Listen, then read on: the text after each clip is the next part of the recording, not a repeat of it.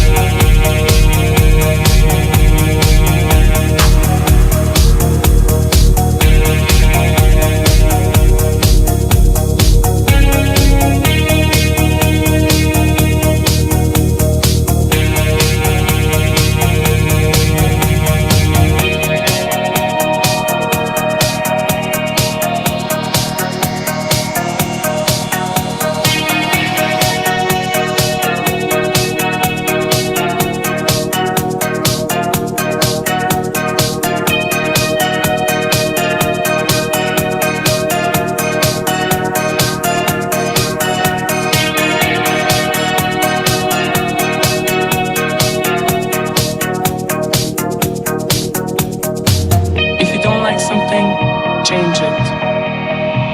If you don't like your job, quit. If you don't have enough time, stop watching TV. Life is simple. If you're looking for the love of your life, stop. They will be waiting for you when you start doing things you love. Stop overanalyzing. Life is simple.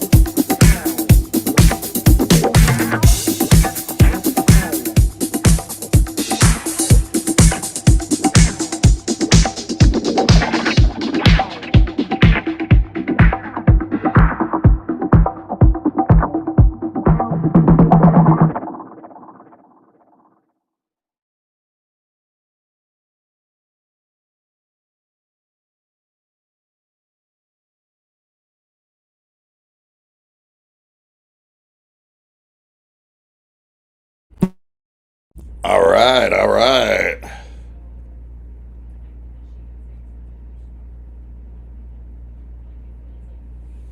Here we go. Here we go.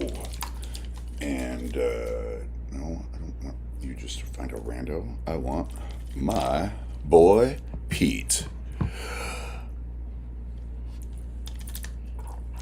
Well, howdy.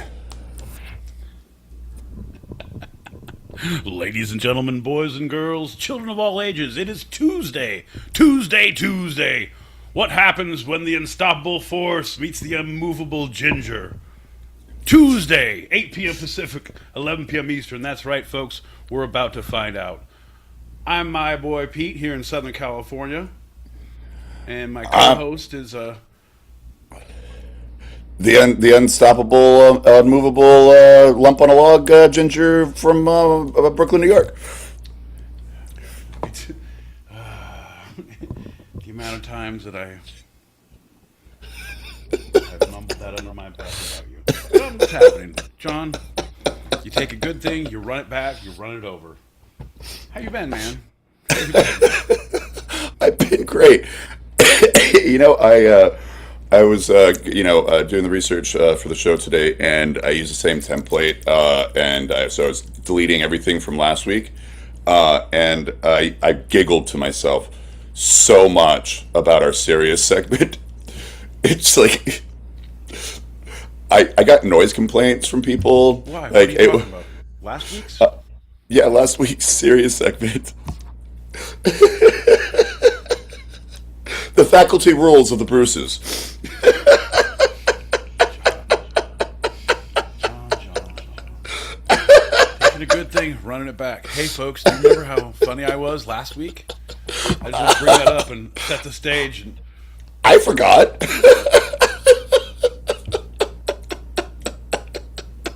holy shit, you guys, you see what I'm dealing with? It's like, John, tell us about your Facebook memories too. I forgot, but I'm going to talk about this. I was someone really cool. John, we don't care. I'm your That's a past, man. It was a whole different time. Bro, I'm just letting you know. I'm just letting you know. That's in the past. This is the now. Tomorrow is someone else's problem. That's Right? true.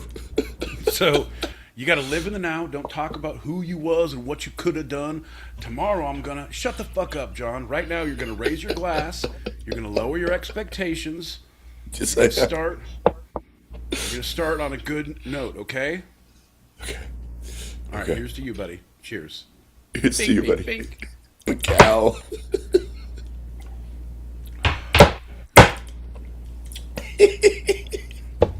Let's pop some packets.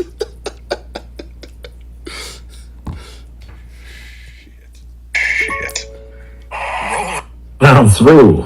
John L. Peacock. Rip walking. Slip talking. My boy Pete, come on. Let's go.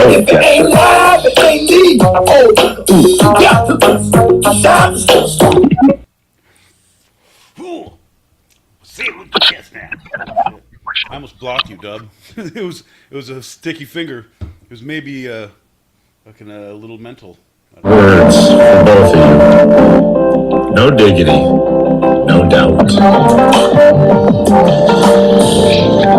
I was gonna say slap it up, flip it, rub it down. Sorry, that's more words. I don't do haikus, Dub. Welcome everybody to Stereo Radio! Do you guys ever feel like Charlie Sheen coming out of the bullpen and Major League? You make my heart sing! Holy shit, it's a two-sided podcast! There's two sides to every story, but there's only one two-sided podcast every Tuesday night on YouTube and a little app called Stereo Radio! Sir. Love you, Yes, sir. Pete. Love you, John. You guys hear that all the time. So a gay guy walks into a bar, and it's a straight bar, and then he gets like in love with a woman, So does that mean he's pansexual now or bisexual? I don't know. But you know what? He's definitely pancake sexual. I love you guys. Those are Yo Radio.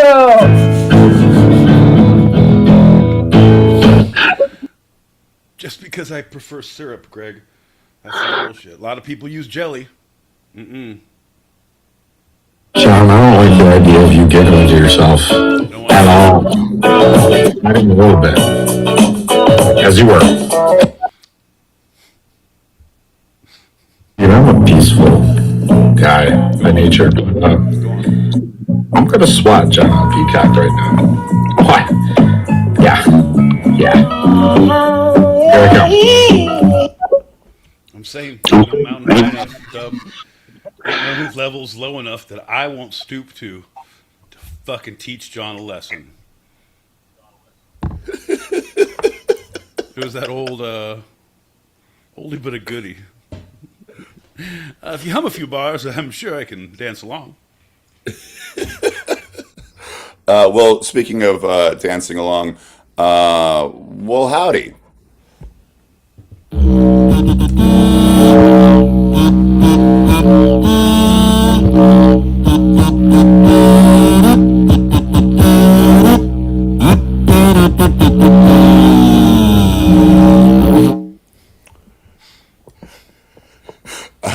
I'm John L. Peacock out in Brooklyn, New York.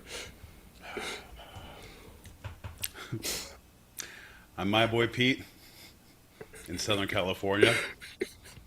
And you're listening to Two Sided, a live recorded podcast where each week I challenge Pete with a bit of the two sides of life, the fun and the serious. Yeah, John, I don't think you know what either of those things mean. I've been on the show with you too long. I would have said the me and the you, the right and the wrong, the yes and the no. All of those things mean nothing to you, John. You're a man. You're a man of no ways, means, or measurements, sir. You have no boundaries. Therefore, you're free to travel anywhere. Only when you've lost everything are you free to do anything, John. That's the yin and the yang. It's like the give and the take. You know, you get a little, you give a little, pick a little. Push a little, pick a little, pick a little, pick a little, pick, push a little more. I don't know, something like that, John. I'm just saying, life is too small to be saying there's two sides. And if you're going black and white, John, you just don't get it. We're beyond helping you.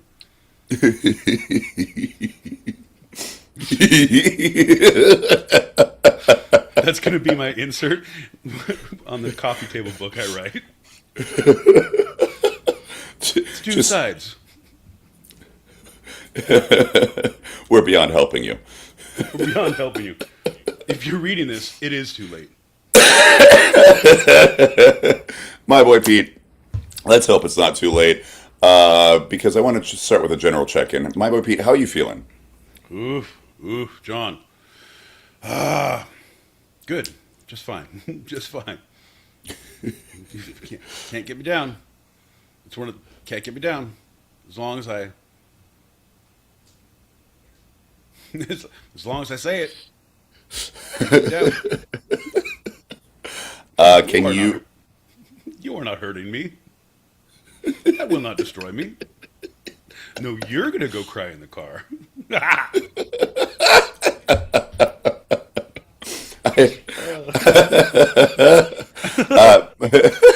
Can you use a word besides fine? You said you can't get me down, but that's not necessarily a state of feeling. Like, how are you feeling without using like fine, okay, just right, all that stuff? how am I? I'm feeling. You know when you're leaning back in your chair and you're about to fall. The last second you catch yourself. You're like, whoa. But you realize you've knocked the table over and everything in the process. At that point, you just drop. So, well, maybe not. I don't know if you go that far. But you know that point when like, Yeah. somewhere along those lines. I don't know. It's like the 7 steps of falling. It's after the 7 steps of grief. Yeah, that's what it is, right? There's denial. There's bargaining, or there's anger. No, denial, anger, bargaining, sadness, acceptance. 5. Then there's horny and drinking. Those Somewhere. they scatter intermittently all the way through. Grief takes many forms, John. Well, nobody escapes the pit of despair, my boy Pete. Everyone knows that. Right? Keep up being so serious, John. You'll never get out of this life alive. Well, we're all gonna die, Lisa. I meant tonight. So did I.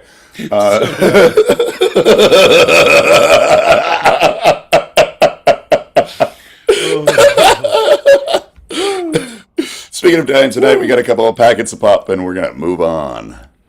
Hell yeah, baby. Long time listener, first time caller. Hey, I'm not dub per se, but I'm delicious. And then I'm gonna talk a lot slower than everyone else because I'm from Florida.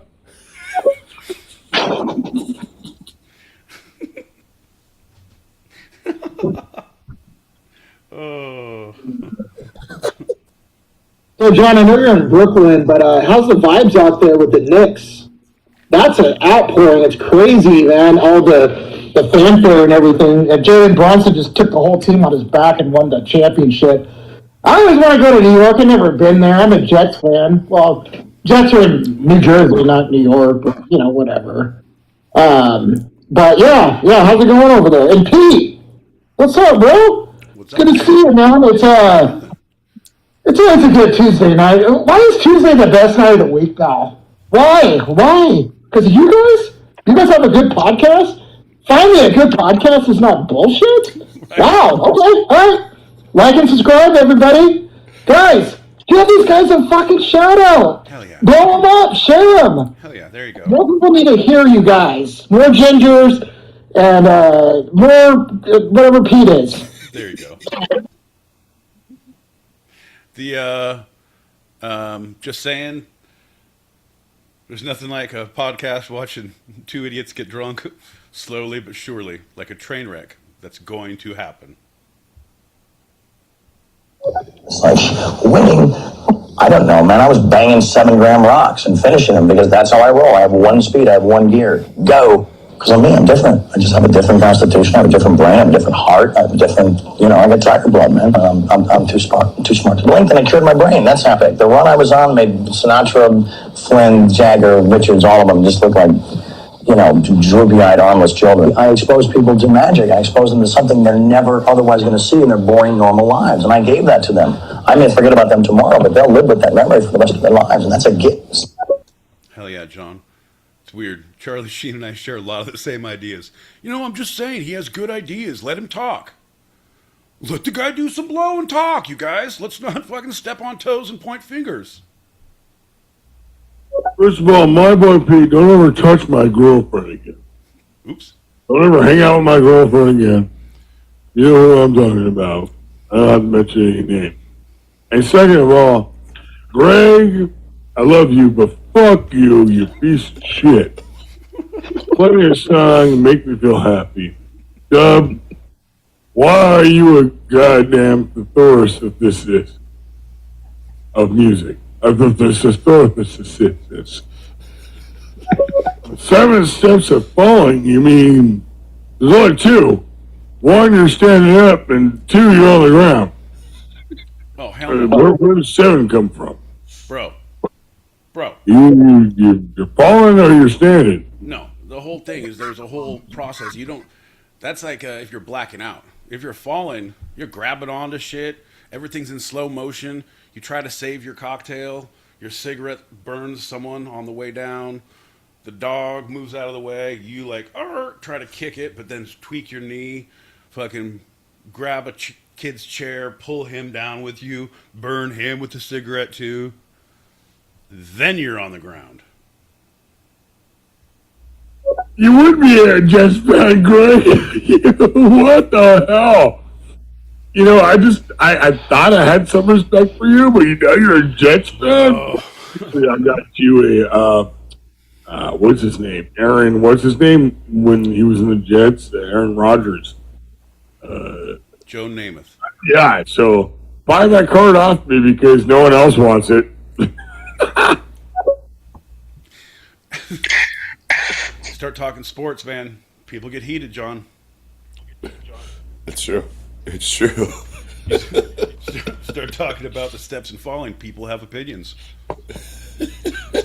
You seriously injure a child at a barbecue because you fell over, and people want to press charges. What kind of a world are we living in?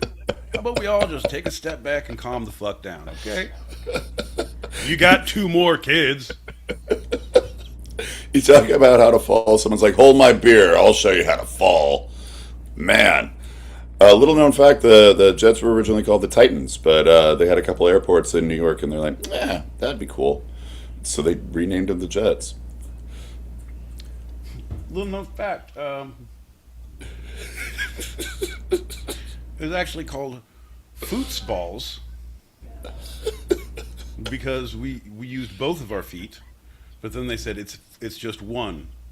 They said it's a foot. They're like, oh, okay, but because conjugation was difficult for the original commissioner, it was almost footballs.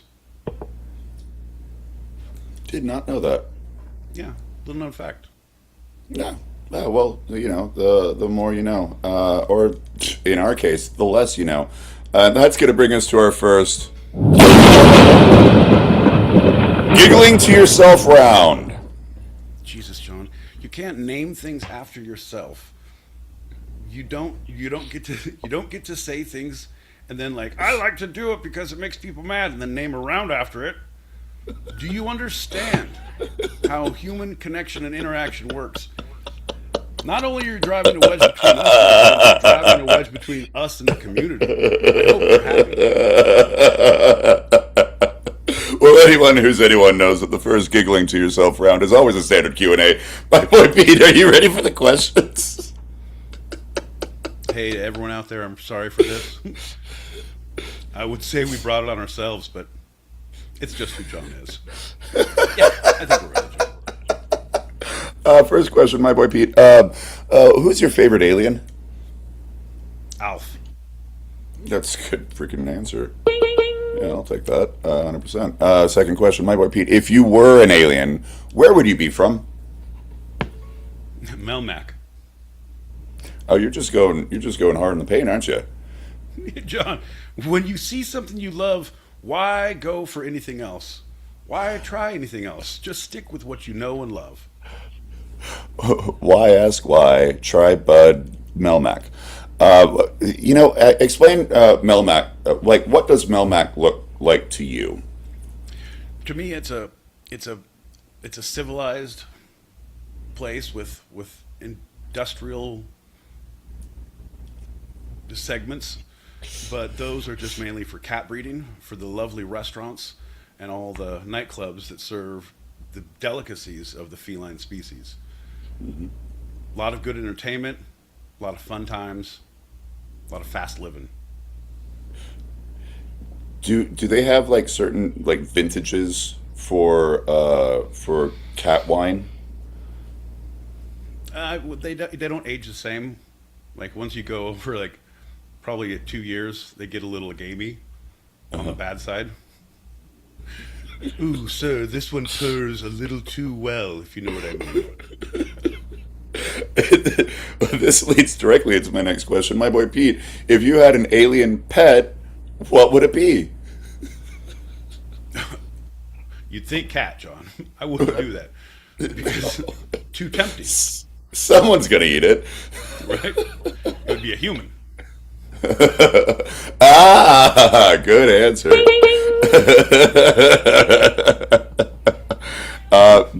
Because you're in Melmac and you get to choose and they can't go away. Do you have a human in particular that you would choose as your pet?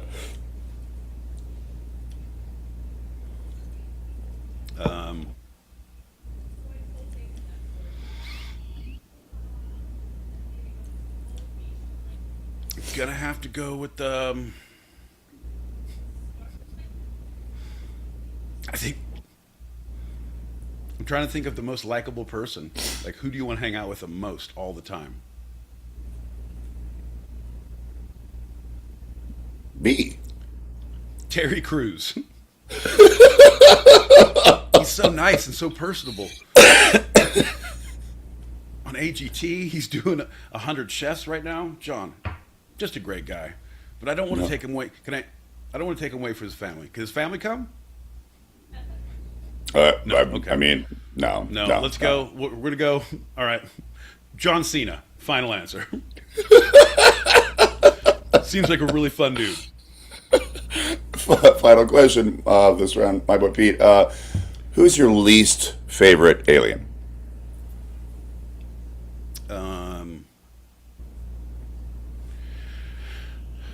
Least favorite alien.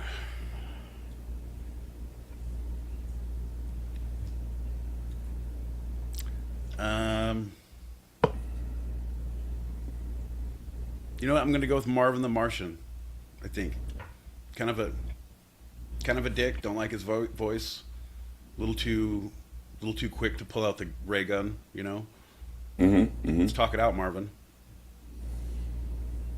I would think one of those predators, but like, you know, Marvin's a singular alien, so you know, there's so many of the predators, there's so many of those aliens from the Alien movie franchise, right? Yeah, so we're going Marvin. People, haven't you seen the last ones? They can be taught. There's love, John. You just got to give them a chance. Marvin had a goddamn chance. Your chances are over.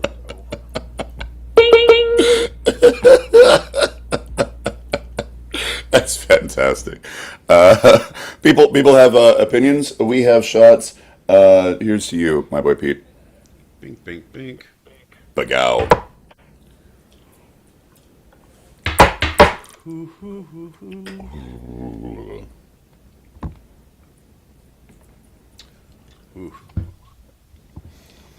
I say let's pop those packets, and then we'll get into the first segment and on through the show.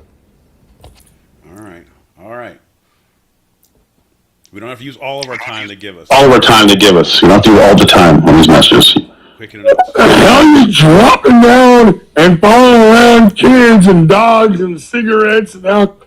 Bro, don't be in public. Go get your dumbass, drunk ass home. Fall asleep on the couch like a normal drunk person. That's not even drunk. Kids, I put a cigarette in the dog's eye and then I push the kid in the face. Yeah, that's one of the many steps. I'm just saying, the drunk hasn't even taken place yet. It's mainly all the cough syrup that we're dealing with when we got to the party. I just can't believe that I supported. I spent an hour like promoting this show. Can you guys do better, please? Nope, not a chance. Don't like promote something that's like a fucking, hey, John, dude, and my boy Pete will make your balls blue. You're like, come on, let's get it down like Dr. Drew. Huskers, we're going to do Polycorn 4 boys. On two, ready, break. We got to get that team back together. That's what they're looking for. Full of monkeys and typewriters and see what happens. You were saying about the Garden of Eden, how the animals shouldn't have been eating or fucking. That shit was in the Bible. I mean, my boy Pete, you would be from Jupiter if you could. Every time you talk, you sound it's stupid.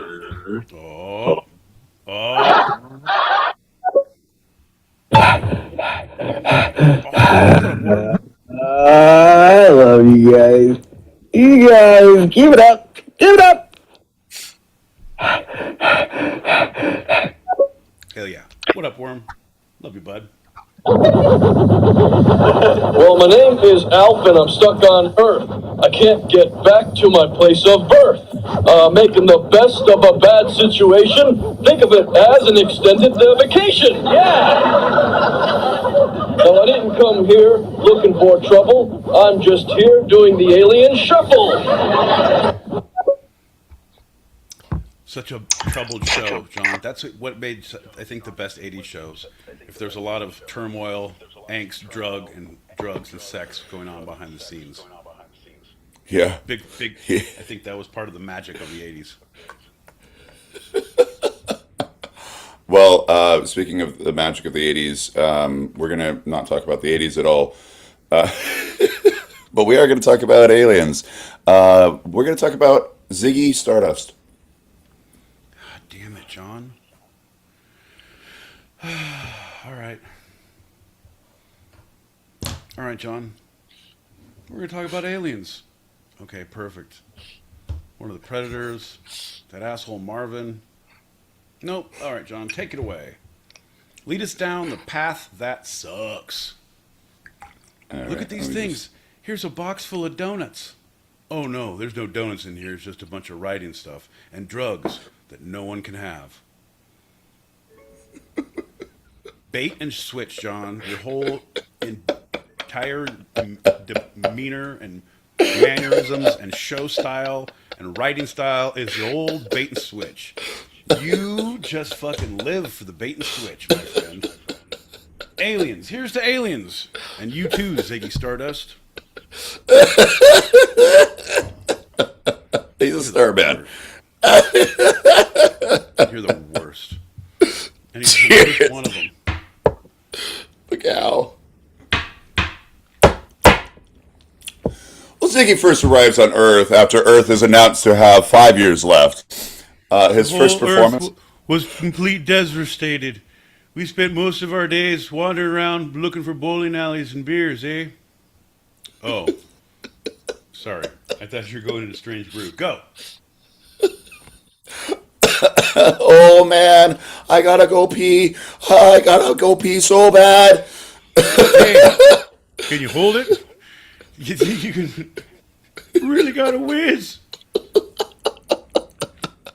His first performance, where he brings a message of hope to the Earth, causes him to become incredibly popular among the Earth's youth. Ziggy and his backing band, the Spiders from Mars, as everyone knows, become more popular. Ziggy's ego alienates him from the other members of the Spiders. Ziggy becomes acting erratically off stage, which causes the Spiders to disband. A washed-up Ziggy, having saved the Earth, faces his death while trying to bring hope to his audience. Is that like on the back of a cereal box, or is that the movie poster, or the insert in a record, or what is? No, that's just general information about Ziggy Stardust, the man who fell to Earth. Everybody knows he saved the world, and then he almost died from it because his band left him, like aliens do. Alien spiders be tripping. From history.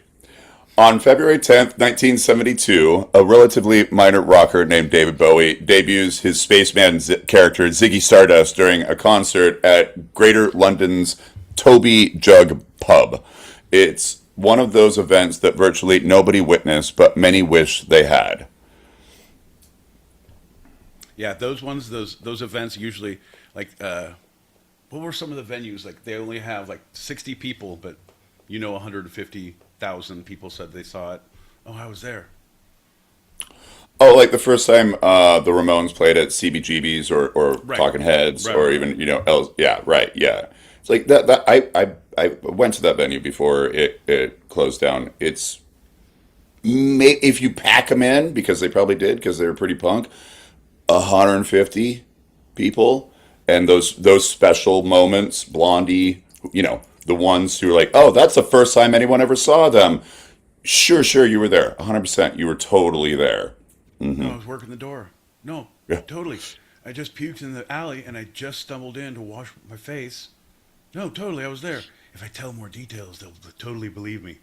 Yeah, there were stickers and on the walls of the bathroom, and a whole lot of graffiti. It smelled really bad.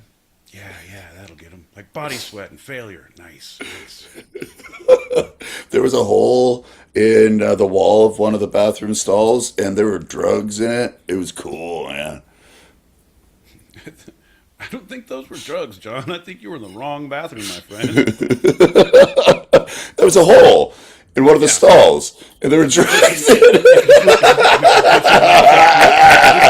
in your mouth. I'm just saying, you put your mouth. Yeah. What kind of? Wait a minute. More than just a rock. Anyway, so Ziggy Stardust, Ziggy pop star. Moving on. More than just a rock musician in a costume. Bowie effortlessly inhabited the identity of the androgynous Martian rock star come to Earth in its dying days. And while the significance of Ziggy's earthly debut became clear only in hindsight, there was at least one man who knew exactly where it would lead: David Bowie himself. I'm gonna be huge. Quote from David Bowie, who told Melody Maker less than 3 weeks earlier, and still 6 months prior to the release of the album, The Rise and Fall of Ziggy Stardust and the Spiders from Mars. And that's pretty ballsy. Yeah. Oh, and the end of the quote is, and it's quite frightening in a way, because I know that when I reach my peak and it's time for me to be brought down, it will be it will be with a bump. It will be with a bump. That's what he said. Okay, so we'll be brought down with a bump. Yeah, that'll happen. It will happen. That's crazy town, John. You calling your own shot. Interesting. I don't know. How could you? Was he? Yeah, he was. I don't know. I was never a huge fan of Bowie. Yeah. You were great in the Labyrinth. What else you done? I am. I dig Bowie. I know you do. You love all that weird shit. Yeah. That's the first one you go to. 100%. Bowie and Young. That's people totally like. Oh man, if you love David Bowie, you're gonna dig Neil Young. No. Those are like all the things you love that are hard to listen to.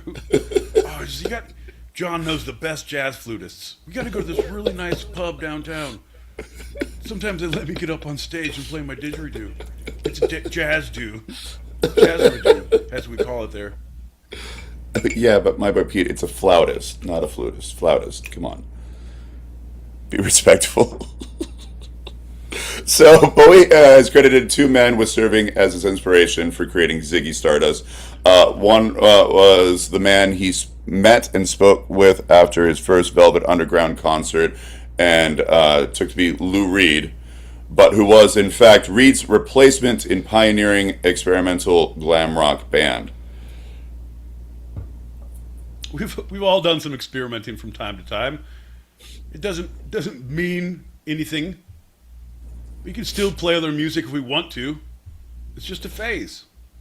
Yeah, it's a lovely day. It's a perfect day, if you will. Shut your mouth. The other inspiration was Vince Taylor, an obscure figure to Americans, but a figure well known in the late 60s London as a former pop star, very publicly losing his mind. Quote, he fired his band and went on stage one night in a white sheet. He told the audience to rejoice that he was Jesus. They put him away. Come on, man. Let him cook a little bit. All right, play some of your hits. Do the water to wine. Heal my leprosy. From this mix, Bowie created the persona and groundbreaking album that offered, quote, a finger up the nose of pop sincerity, a boot in the collective sagging denim behind of hippie singer-song whiners, end quote, and made his career. Fuck you, Neil Young. You got your boy, John. What now? How you gonna fucking justify that? How you juxtapose those two thoughts? Can you carry them simultaneously in your simple little head? My idols play each other. Yeah, John. Wrestle with that when you go to sleep tonight. As one of the roughly 60 young Londoners in the audience that night at the Toby Jug now recalled, quote, Bowie had brought theater to a humble pub gig. I couldn't blink for fear of missing something. Nothing would ever be the same again, end quote.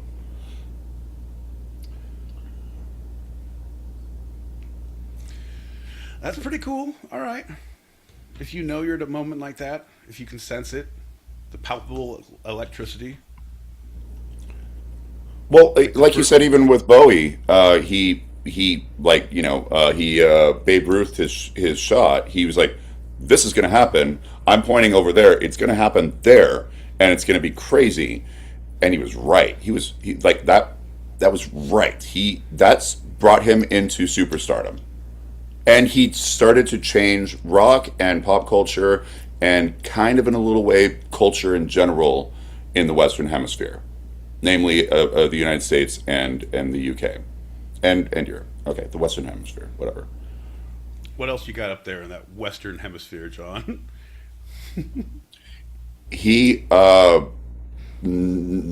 popularized and in a way normalized androgyny and gender nonconformism through Ziggy Stardust, through his character. Yeah, okay. That's yeah. Yeah, you're right. I don't know. Yeah, I guess he's the first stepping stone. Yeah. In a huge way. Remember, this is 72. Yeah. But I felt like isn't he British? Yeah? Yes, he's British. Yeah. We did a whole segment on Bowie 2 years no. ago. John, if it comes up in your Facebook memories, you can tell yourself about it and tell me all about it. But until then, I'm not going back and reliving this shit. No.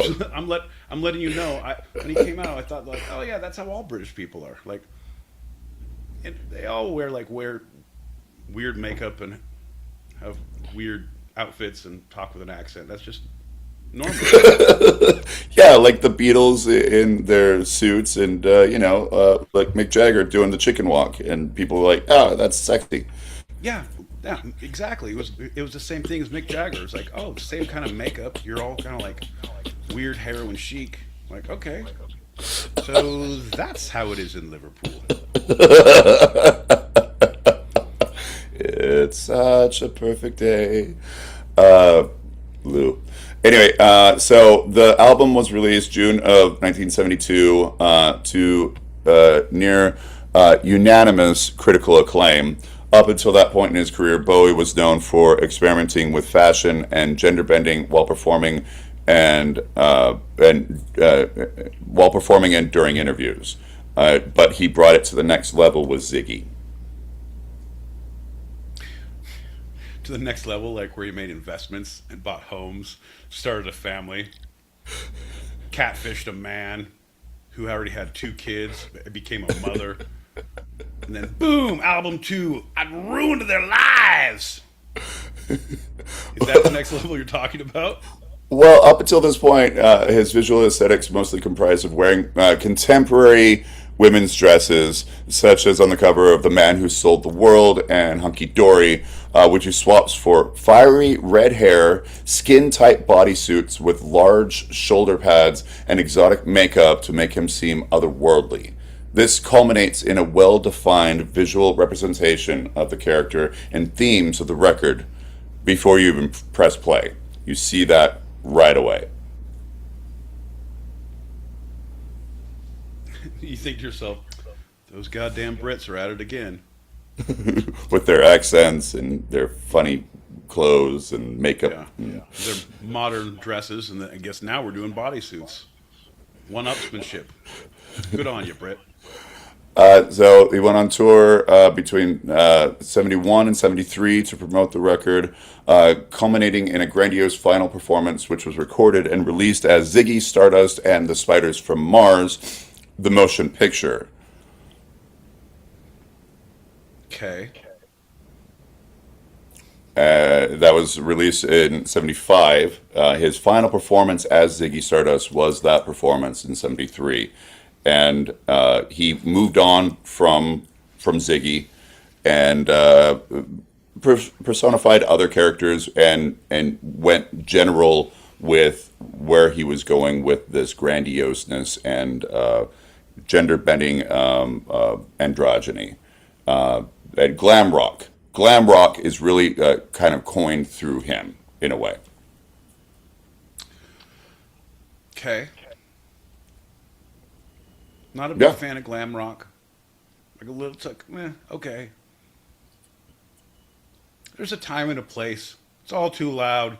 You fucking kids, get off my lawn. So what do you want? More like The Cure? You want you want the like the androgynous but like very like emo style? Um,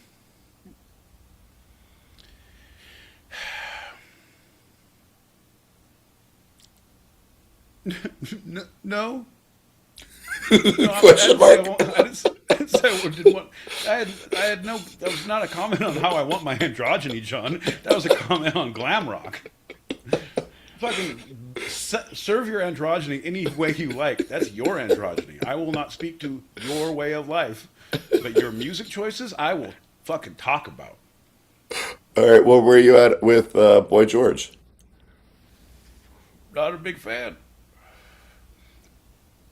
versus Cure? Because you didn't really say about their music at all. I don't know where you're at on the Cure. Cure, okay.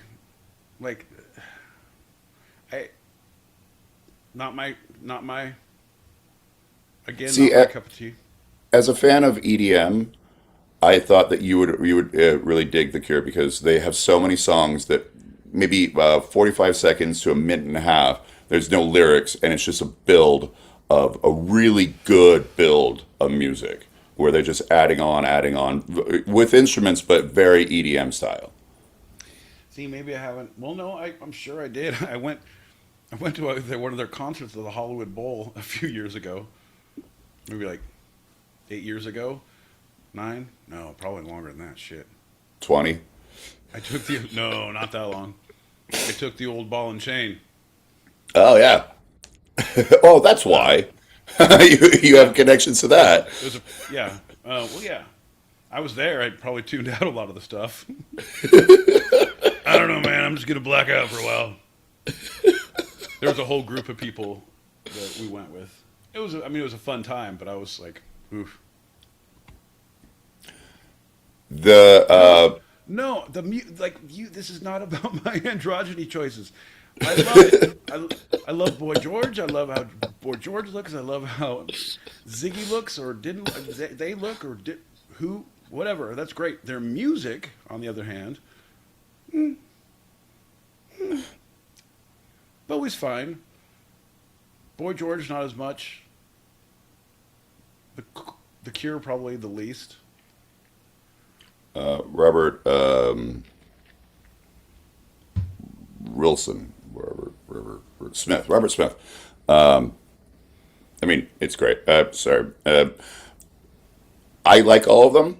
I realize the staying power for me personally. I liked Boy George a bit more in my youth, and I just don't. I don't dislike him. I just haven't listened to the Culture Club in a while. But The Cure and Bowie are still jamming on my playlist. I dig him, man. I dig him. I need to, yeah. I need to put on shuffle. But see, Mike, I've said no to so many songs. They're never coming My back. algorithm is like they're never coming back. Like we want that kind of music. We had it removed from your view. Do you know what's going on with Bowie's eyes? Have you ever seen pictures of him and you're like, oh man, that guy has funky eyes, and it's not contact lenses or anything. Well, it's like, I saw him on the Labyrinth. He could do that thing with the ball too. And he worked on that. That's all skills, baby. He has one blue and one brown, but one of them. He's part husky. Exactly. Yeah, yeah. Only part husky. Right. Yeah, he's a mix. Yeah. He's not a purebred. Um, One of them is permanently dilated, and that's You've been doing drugs, but only in this eye. exactly. The reason for that is because Bowie got into a fight in grade school over a girl, and a punch to the head permanently dilated one of his left eye. So none of that is because he wanted to seem cool as a rock star. Was he fighting a teacher over a teacher? Right. He was in grades like what grade? It says grade school. I didn't look closer at it. But it's not high school, so it's like fifth grade. Fifth He was grade. probably he was in second grade, He was second grade. and he had a crush on his teacher, and her husband, the principal, came in,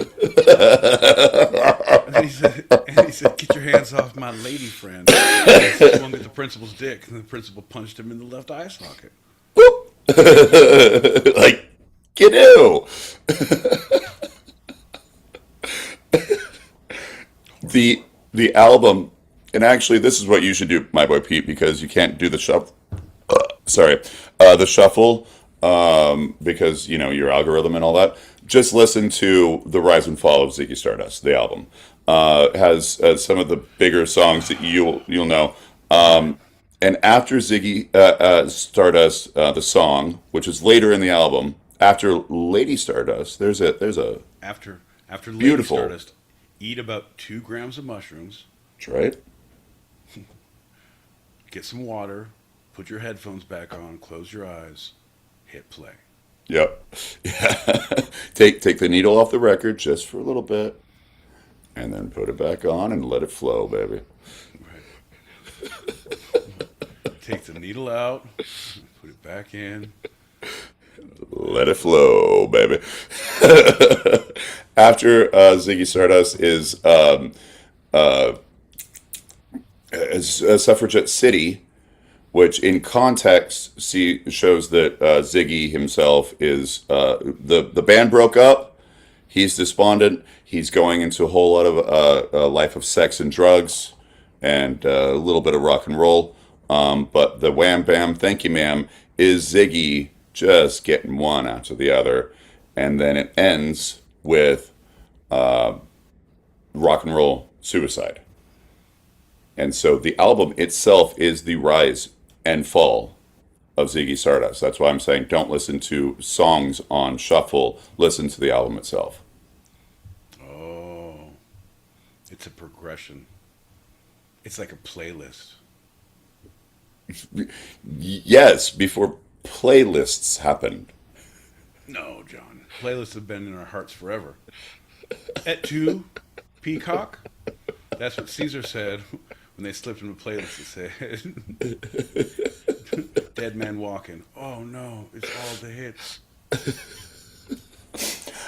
So to learn more about Ziggy, the rise and fall of Mr. Stardust, the man who fell to Earth, he's a starman. I don't know if you knew that, but you should watch the film Moon Age Daydream, which is named after one of the songs in the album. It's a surreal film mixing documentary style interviews and concert footage taken around the time this album was released.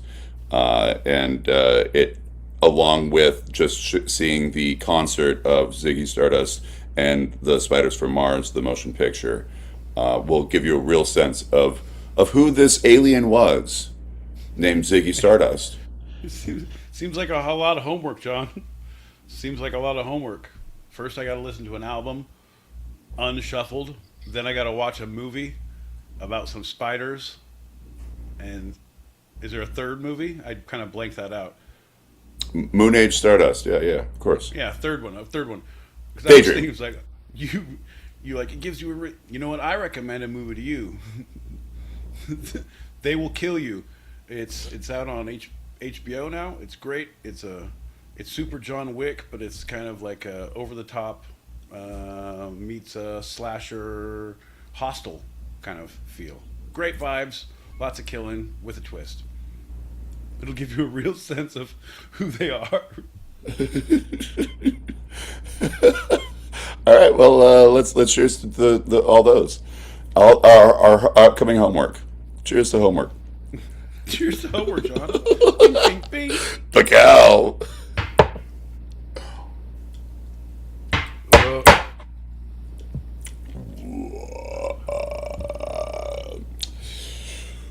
We got a little bit in the queue. Do you want to play a couple of them? And Yeah, I'm gonna play a few here, and then I'm gonna come back and oh shit.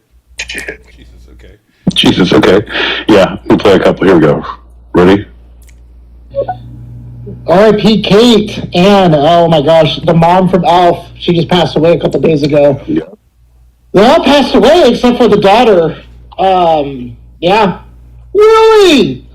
He's gone. Even the kid, yeah, he died a couple years ago. Yep. I mean, Paul Fusco's still alive, the puppeteer for Alf. Let's bring back Alf. Let's do a little bit of a revival, boys. Come on! I think so. Come on! No problem! Come on.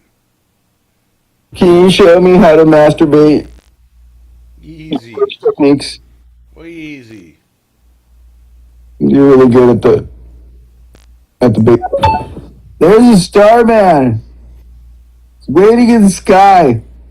He'd like to come and meet us, but he thinks he'd blow our minds. And he's right, because we're just not ready for that level of androgyny. How did he get that lightning bolt? Is that some sort of... What's going on with that? Pretty cool. It's like Harry Potter, kind of. 100%. He who shall not be named.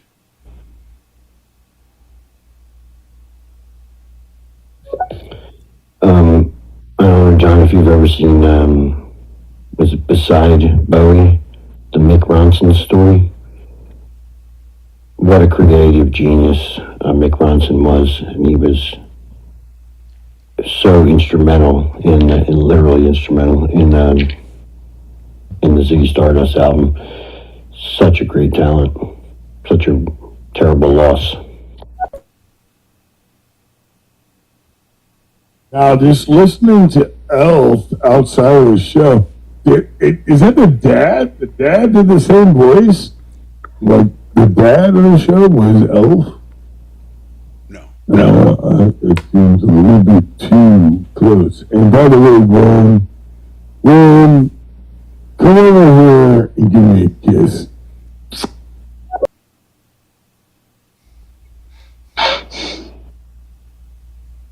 Oh man, that's a glory hole.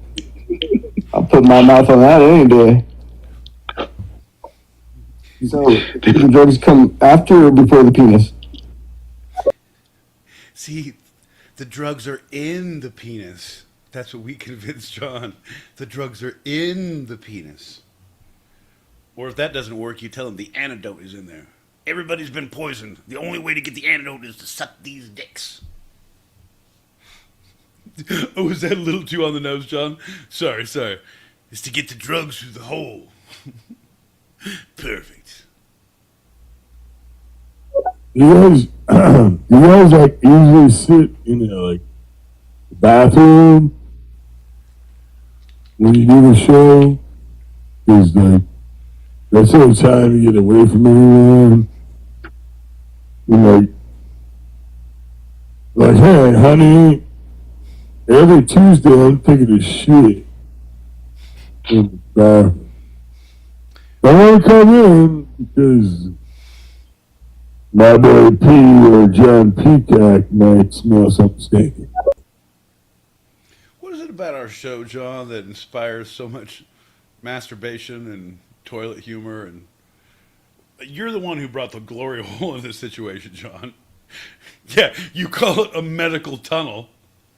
No, it's where you get your drugs through a window. It's like a drive-through pharmacy. Like, you mean like CVS? No. It's a truck stop on the outskirts of town. Anyway, no prescription needed. That Marilyn Manson, he's a cut rate Ziggy Stardust. He thinks because he has titties that he's one-upped the great David Bowie? I don't think so. I don't think so.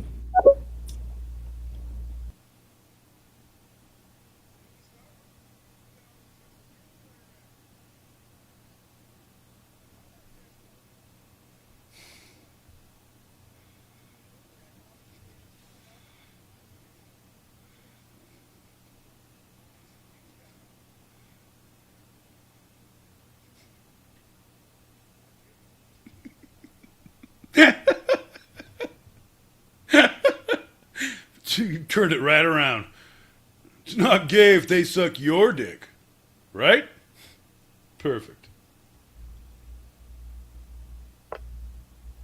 I'm with my boy Pete here. My butt hurts after all of that junk, Beacock. I wasn't even, like, my butt was okay, and now my butt hurts. But I'm like all butt hurt. I'm all butt hurt over here. Thank you, Tin Whiskers.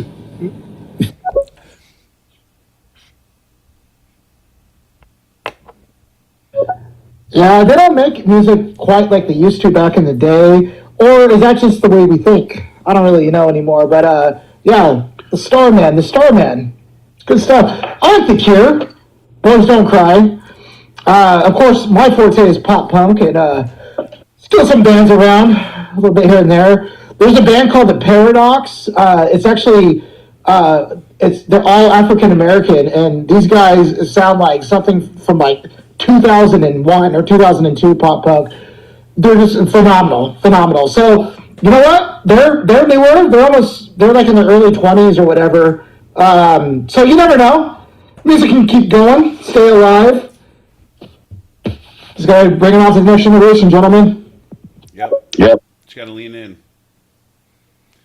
It is crazy though when like the oldie stations are now playing like 80s. Like what? That's oldies? Jesus. Who knows? Not me. We never lost control. Oh wait, we did. We did. Oopsie. Sorry about that. One more. You know, there's moments where you regret trying to bring up something like more serious or on a serious level, and then the surrounding messages are dick jokes. You know, it's funny. The penis is funny.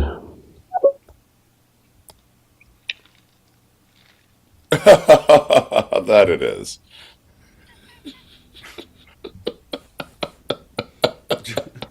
That actually was it. He did leave it. That was to you. That was fucking...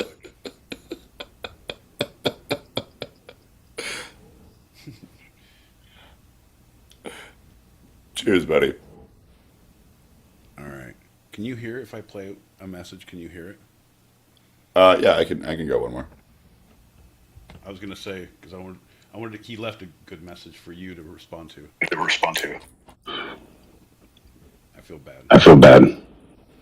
There was some good. Jokes, so. I don't know, John, if you've ever seen was it Beside Bowie, the Mick Ronson story? What a creative genius Mick Ronson was, and he was so instrumental literally instrumental in the Ziggy Stardust album. Such a great talent, such a terrible loss.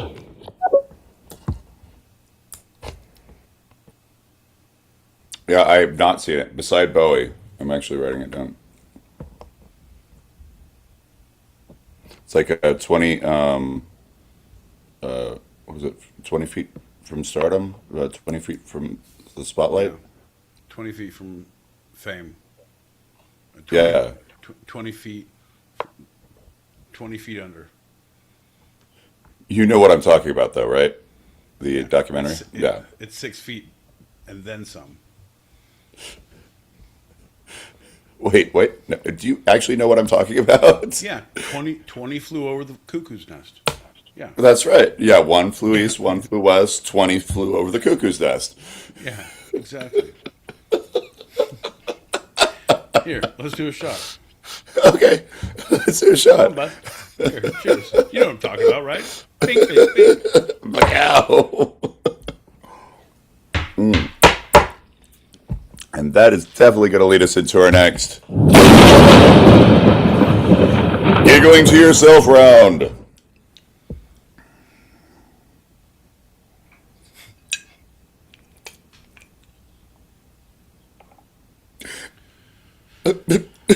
Well, this giggling to yourself round segment is one of your favorites and mine. It's movie summaries and reviews. My boy Pete, tell the people at home what movie summaries and reviews for this giggling to yourself round segment is all about. I'm gonna tell you about some movies I've seen. I'm gonna tell you how awesome they are, and then you're gonna have to believe me if I've seen them or not. Well, let's get right into it. The first movie that Pete has definitely seen is The Man Who Fell to Earth, the 1976 classic, The Man Who Fell to Earth. That's a great one. It's actually starring David Bowie or Ziggy Stardust. It's how he comes down, and it's his opening ceremonies, and he does all the singing. His spiders are there. It's a good watch. Highly recommend. I mean, they couldn't do it. They couldn't get away with it these days. You know, political correct and whatnot. Right. But it's still worth a watch.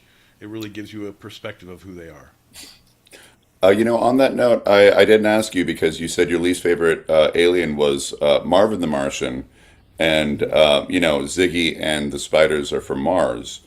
So between is Marvin still your least favorite Martian? What we call that, John, Ziggy and his pack of hooligans. That's stolen valor. That's we don't even classify that as alien. You didn't land here. You landed on us. You fell to Earth, okay? Yeah. No, you were here all along. You were standing and then you fell. It was 7 steps. You tripped over a dog. poked a mother in the eye. Burned a kid with a cigarette. And the only way you got away with it says, "I'm from space." Because you weren't invited and you were trying to show up as a clown with a star in your face, a little lightning bolt. Look at me, and you got away with it. I'm gonna sing some songs. First one's called 7 Steps of Falling. People are gonna To Earth. do it. Yeah. That's how it all started, John.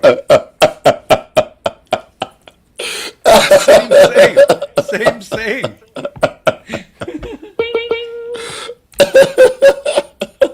I gotta give it one more time. Hold on. There it is. All right, second movie. The 1986 classic that everyone loves and knows, Labyrinth. Fantastic movie. David Bowie has big hair. Sings some amazing songs about magic and babies. And Dancing. Yeah. have you seen it, John? No, never seen it. No. Okay, then stay out of my business. Throw your ass in a bog of eternal stench. Oh, there's also a bog of eternal stench. And it seems pretty aggressively Epstein-y, looking back in hindsight. But still, great watch. Good music. Highly recommend. What character was Bowie? He was the the prince, the Goblin King. Of course, of course. And who made that movie? Uh,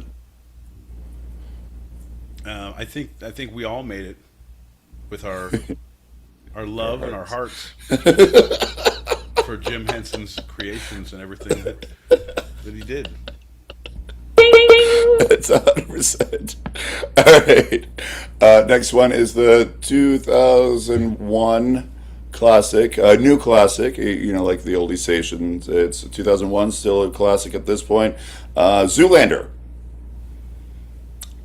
Zoolander, fantastic movie. It's the hard world of modeling when a model loses everything and needs to come back, and at that point, there's a whole conspiracy to assassinate the prime minister of Malaysia. Micronesia. It doesn't matter. It's a small country off the coast of. Doesn't matter. Anyway, when you have a dance off and you need a dance off to be danced off to, who is the perfect judge for the moment? It's going to be everybody's friend, David Bowie. That's right. Disqualified.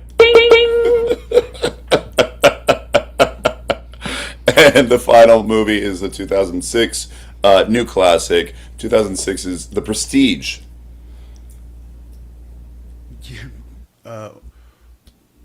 Orange mocha frappuccino. Oh, yeah, sorry. Say one more time. The 2006 movie, The Prestige.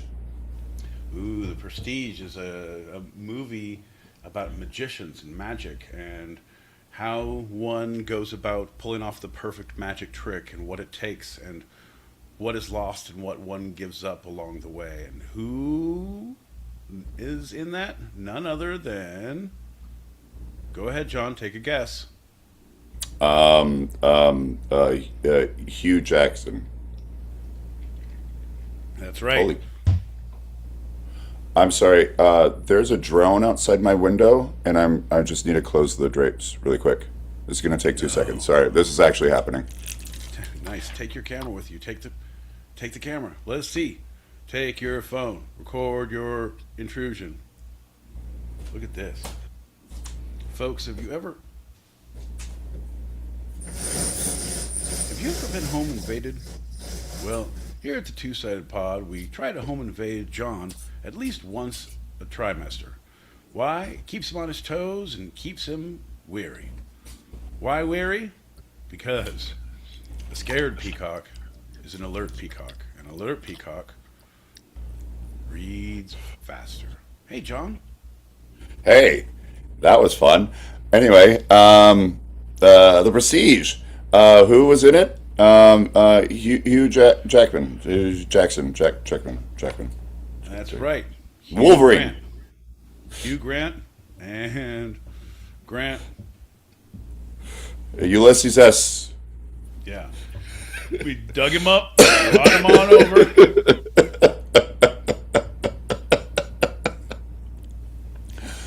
Do you remember? Hugh Jackman, yeah. It is the... Yeah. And who else is in it? Was it the... I always get them mixed up because they were right around the same time. Was it the Norton? Edward Norton on that one? Or was it this... Was this one where he was the Tesla guy? I always get these two mixed up.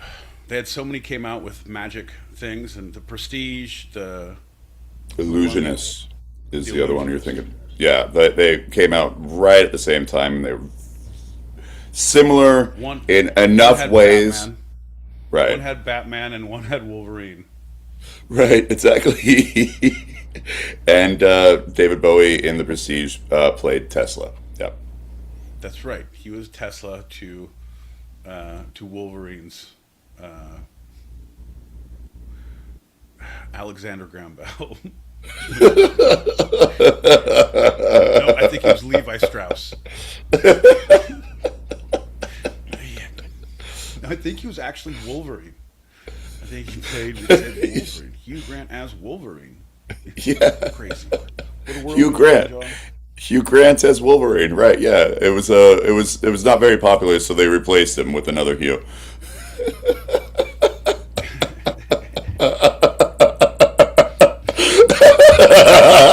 Oh, that's great. That's great. I'm gonna give you that one. All right, we are jumping straight into our short. My boy Pete, as I set up, tell the people at home what the short is all about. Yeah, the short is when John is supposedly reading single topic headline from a single source, where he gets the source, where he gets the topic, where the source. Who knows what is happening? John pulls more random facts out and talks about them to us. He also sets a timer for 5 minutes. When that timer goes off, we stop talking about that weird fact that John pulled from somewhere. I think I'm getting better at this.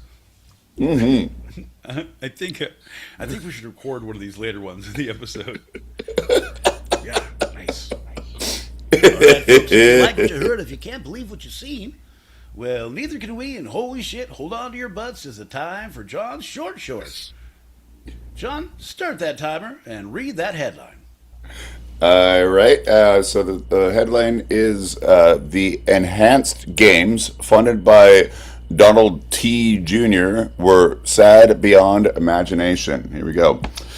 From SB Nation, Donald T. Jr. appears to have picked up his father's business acumen when it comes to the world of sports. Don Jr. is a co-organizer of the inaugural Enhanced Games, which took place in Las Vegas a couple weekends ago and was ignored by almost everyone, becoming the most pathetic new sporting venture since the XFL. Is Enhanced Games, is that like an all drugs Olympics where you can do anything? Like, you can get like body enhancements, like, full on. I have robot legs. I did PCP. I did PCP with a robot. Okay, yeah. An event that promised smashed world records and never before seen performances instead turned into a wet fart, Temu version of the Olympic Games, which utterly sucked.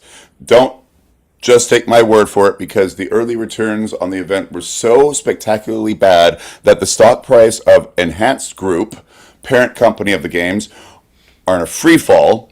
And I actually have a visual of this. And yes, you're right. It was the Olympics essentially with people who could use performance enhancing drugs.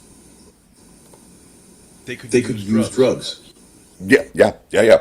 That's what they. You are right. They are actually called the enhanced games because of that. Too soon, guys.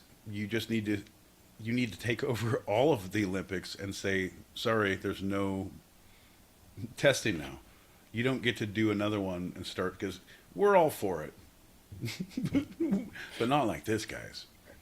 And John, that's crazy. That's crazy. My boy Pete, the visual that I just put up on YouTube, for those listening on stereo and otherwise, what are we seeing right now? I don't know.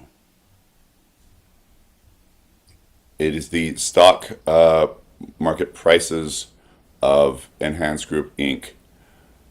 the moment that the games were happening. And it is just a straight, almost basically a straight down line. All right. So coming up to the parallel bars, we have Rick from Omaha. Rick has been on a solid, steady diet of psilocybin mushrooms since last week. He's taken about 4 handfuls of horse tranquilizers, and it looks like he still has a needle hanging out of his arm from some unknown substance. Boy, is he a mess. Let's see what he can do. So, the marquee event. ESPN 7. They fucked up, John. If they would have advertised it, I would have bought extra packages. It was their advertising that fucked up.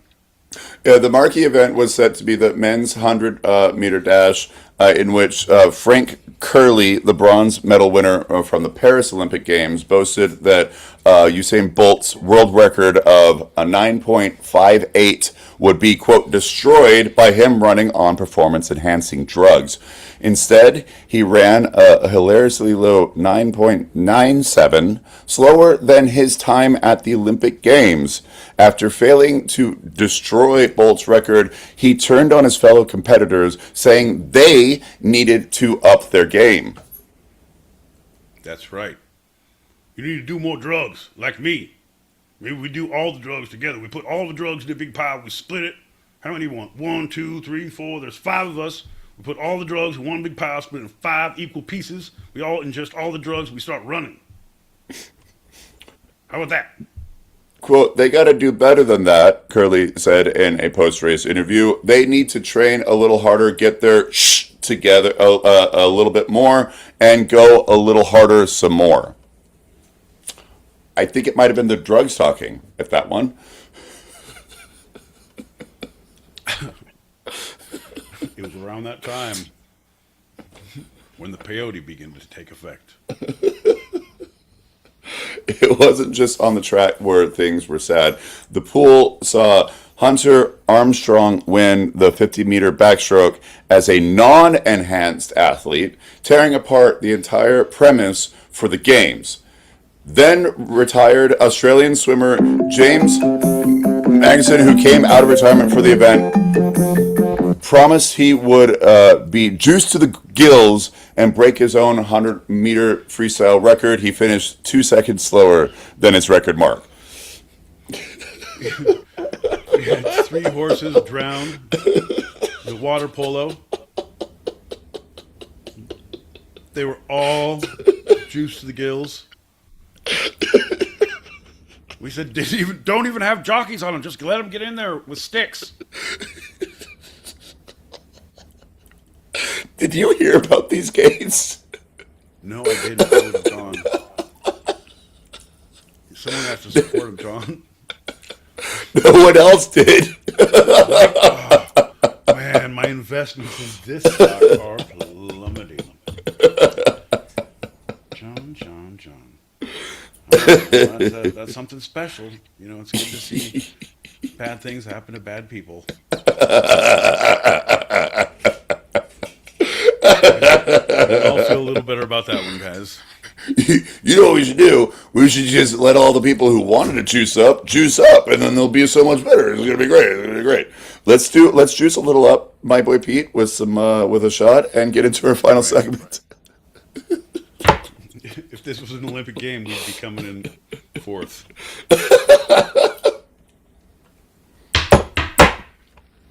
My boy Pete, we're gonna finish this with the Brooklyn Bridge.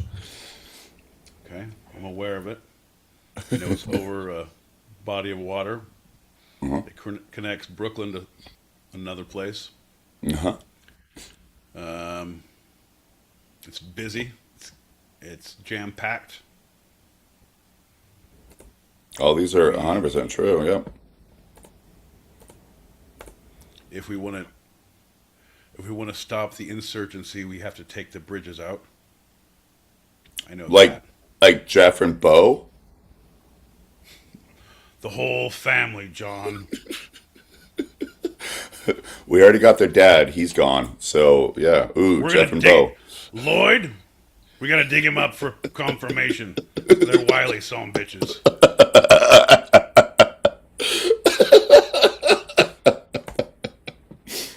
So here's... Oh, my God. Sean. Never in my life, like, hey, without telling me you're on the spectrum, tell me you're on the spectrum. You guys like my poster of bridges? No. That's just an image that I found from the internet. This is my poster of bridges.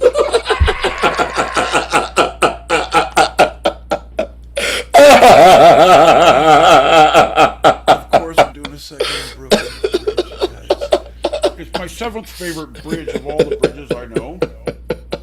In order of bridges and their I will name them in alphabetical, but also numerical order. It's my funny trick. So, Oh as boy, you can you see, gotta let him finish. If you don't, you start from the beginning. as you can see, the iconic U.S. bridges. The Brooklyn Bridge is by far the oldest, the only one completed in the 1800s. Is it your favorite, John? It's one of my favorites. Yes, it is. So let's go top. Let's talk top. Let's go. Can you narrow down to 3, or do we have to go top 5? Do you have We're, a favorite? I'm. No, I think. John, we're gonna. You want to just cross that bridge when we come to it? Yeah, Okay. the So one yeah, the Brooklyn Bridge. It's the oldest. and that's what we're talking about. The one on this little poster that I found online, the 1964 Verrazano Narrows Bridge is my least favorite of all those mentioned there. That bridge. I hate that bridge so much. I hate it so. I hate it so much. Driving on that thing at night, you stare into a void on one end, and when the wind happens, it's narrows. It's aptly named. It sucks. I hate that bridge so much. Brooklyn, yeah, I like. It's a little busy. Manhattan's good. The Nevada, Arizona, the freaking what's it called? The Tillman. Oh, they named it after him. Yeah, Steve Tillman, I did not know that. notorious poon hound. It is a big bridge over a very tall area. It is not as scary as the Verrazano. Screw the Verrazano.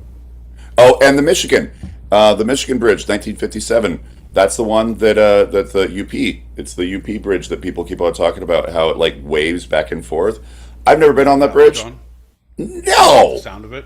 No, you don't like No! that. no, that one sucks. That one. How do you sucks. Yeah. how do you feel about the Golden Gate? It's fine. It's good. Yeah. Yeah, it's I like it better than the Bay Bridge. Bay Bridge scares the shit out of me.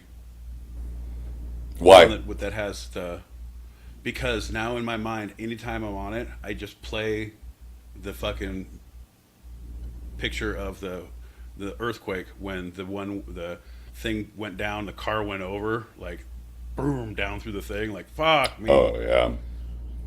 And that was just completed 1 year earlier. So the Bay Bridge was the 36. The Golden Gate was 37. Yeah, no, yeah. So, but the Golden Gate's red, and I feel like that has, maybe that has some staying power. As I know personally. Yeah, right. Ugh, you're the worst. All right. Let's cut to the chase. It was designed by John A. Roebling. Construction began in 1869 and completed in 1883. It took 14 years for this thing to happen, and a lot of people died during it, including John A. Roebling. At the time, it was the longest suspension bridge in the world, and it connects Manhattan to Brooklyn over the East River. Are they dying by falling in, or are they dying by getting sick? They're dying by falling. In my mind, I'm like, Yep. no, they just caught a cold by being out in the elements, working so hard. They went home like, oh, I got the black lung, and they died in their sleep, peacefully with their family around them, lovingly, not screaming, falling, ah! Have a heart attack before you hit the water. Oof. Okay, so before construction began in 1869, Roebling was fatally injured while taking a few final compass readings across the East River. A boat smashed the toes of one of his feet, and 3 weeks later he died of tetanus. His 32-year-old son, Washington A. Roebling, took over as chief engineer. He was crippled, and his wife is the one who ultimately oversaw the completion of the bridge. Ladies can get shit done. Uh-huh. Just saying. Yeah. Yeah. She didn't die. She didn't get Number crippled. one, if you're taking readings with your compass, don't stand so far close to the mooring where the boat's coming, because it's gonna bump in, dummy. Number 2, hey cripple, stop getting close to things that'll hurt you. But no, you stay home. I'll take care of this shit. So that's just the family of the designers. To achieve the solid foundation for the bridge, workers excavated the riverbed in massive wooden boxes called caissons. These airtight chambers were pinned to the river's floor by enormous granite blocks. Pressurized air was pumped in to keep the water and debris out. And these workers, known as sand hogs, many of them immigrants, earning about $2 a day, used shovels and dynamite to clear away the mud and boulders at the bottom of the river. Each week, the caissons inched closer to the bedrock. When they reached a sufficient depth, 44 feet on the Brooklyn side and 78 feet on the Manhattan side, they began backfilling the caisson with poured concrete and brick piers, working their way back up to the surface. That's crazy. Huh? That's crazy. And deadly, because underwater the workers in the caissons were uncomfortable. The hot, dense air gave them blinding headaches, itchy skin, bloody noses, and slowed heartbeats, but relatively safe-ish. The journey to and from the depths of the East River, however, could be deadly. To get down to the caissons, the sandhogs rode on a small iron containers called airlocks. As the airlocks ascended into the river, it filled with compressed air. That air made it possible to breathe in the caissons and kept the water from seeping in, but it also dissolved a dangerous amount of gas in the workers' bloodstreams. When the workers resurfaced, the dissolved gases in their bloodstreams were quickly released. Oh, so they farted a lot and burped or exploded. Unfortunately, it was their bloodstream, so they could not fart or burp. So they internally exploded. This often caused a constellation of painful symptoms known as caisson disease, or more commonly known now as the bends. This is how we discovered the bends. Excruciating joint pain, paralysis, convulsions, numbness, speech impediments, and in some cases death. More than 100 workers suffered from the disease, including Washington Roebling himself, which crippled him, who remained partially paralyzed for the rest of his life. He was forced to watch with a telescope while his wife Emily took charge of the bridge's construction, and over the years the Bends claimed the lives of several sandhogs, while others died as a result of more conventional construction accidents, such as collapses, fires, and explosions. Yeah, the normal stuff. Not the Bends, not something that we had to make a name for. You got the eye bleeds. Well, he didn't have it. Yeah, but he bends over like he's going to shit himself, but he doesn't. He just bleeds from the eyes. By the early 20th century, because of this, scientists had figured out that if the airlocks traveled to the river's surface more gradually, slowing the workers' decompression, the bends could be prevented altogether. And in 1909, New York's legislature passed the nation's first caisson safety laws to protect sandhogs digging railway tunnels under the Hudson and East Rivers. At least we learned from our mistakes. Yes, so we can go on to make bigger ones, John. Uh-huh. We stand on those who came before us. Do we learn? No, we stand on them. Don't look down. Stand on them. So on May 24th, 1883, the Brooklyn Bridge over the East River opened, connecting the great cities of New York and Brooklyn for the first time in history. Thousands of residents of Brooklyn and Manhattan Islands turned out to witness the dedication ceremony, which was presided over by President Chester A. Arthur and New York Governor Grover Cleveland.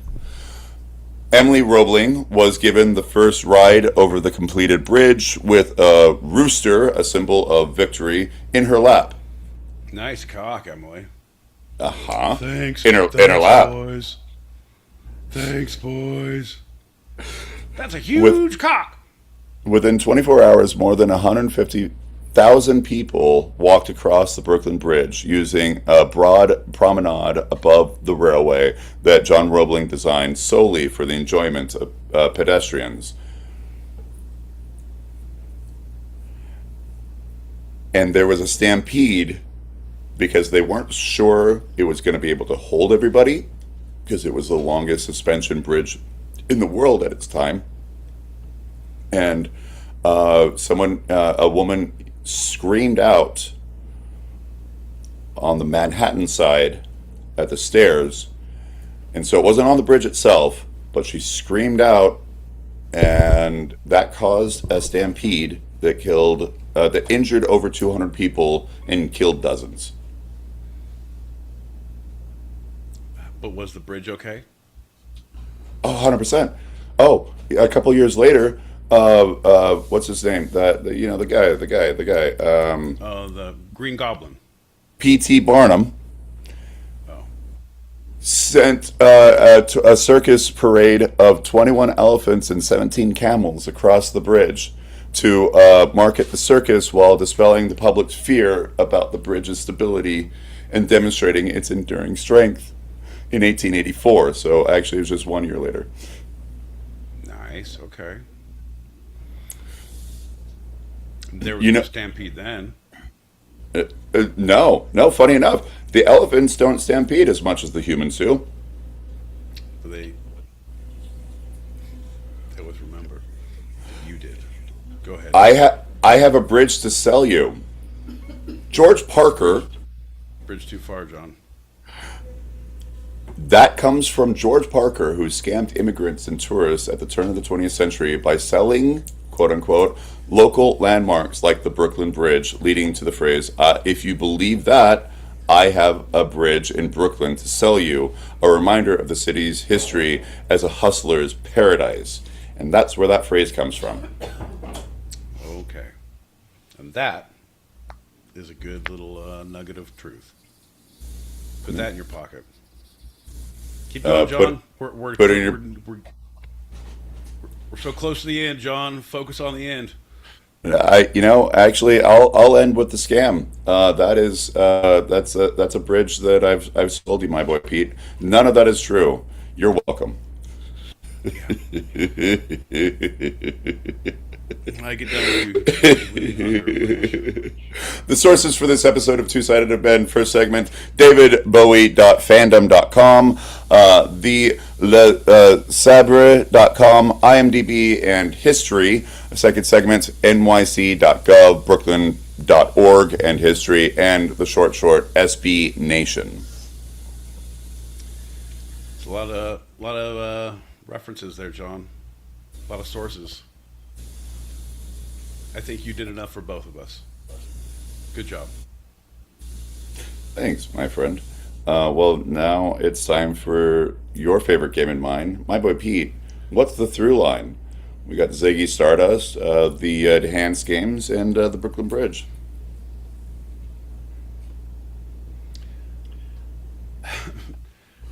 Doesn't matter what you look like. Doesn't matter what you fill your body with. It just matters how you're built. Final answer. Final answer? Well, my boy Pete, you are 100% correct. The bridge between Earth and space is stupider than you think. Before we get out of this episode, my boy Pete, is there anything you'd like to take a second glance at, a second look, a second thought, a second opinion? This is Pete's Retraction Corner. At this point, no, John. I have nothing to retract. I have nothing to say. I'm taking it all with me to my grave.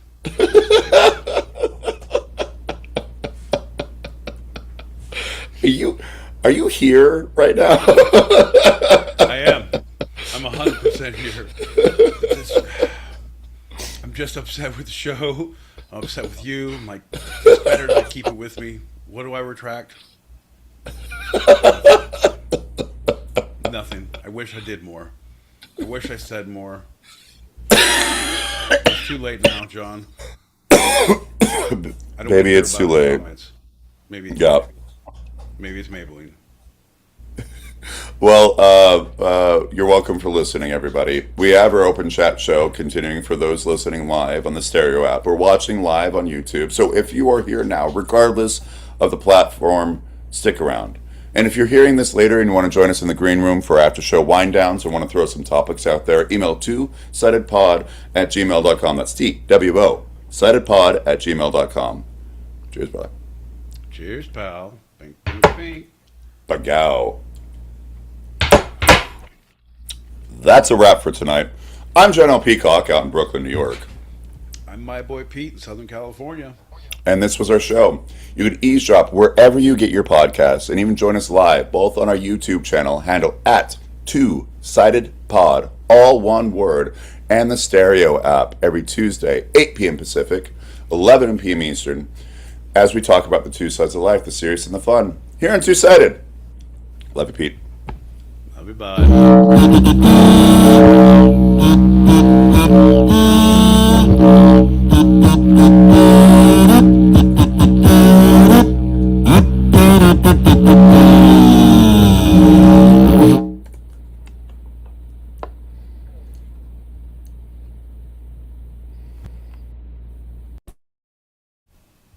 Oh, folks, we are now officially in the green room. Holy shit, we made it. Whew.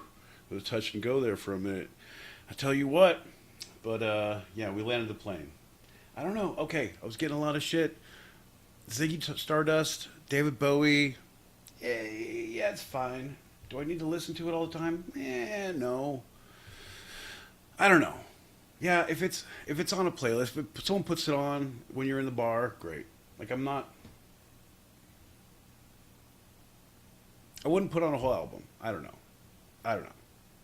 There's a lot of different thoughts out there. John, what do you think?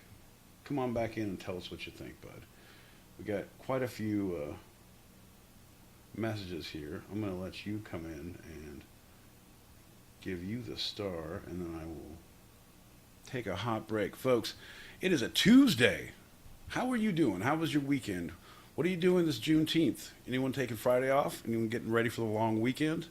Plans, thoughts, dreams, hopes, ambitions? Well, folks, hold your thoughts because your friend of mine is coming back to the party. It's the man of the hour, the ginger with the power. It's John L. Peacock.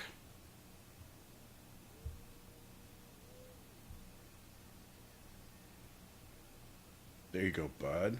There you go. And one more. Good measure. You know what I mean? Oh, yeah, for good measure. Hey, so I'm going to give you the star and let you start playing some messages. I'll be right back. Okay.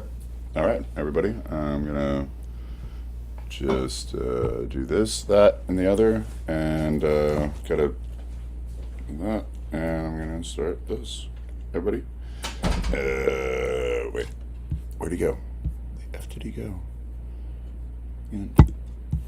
It's hard to do these. Oh, no, he's good. Okay, cool. And where we go?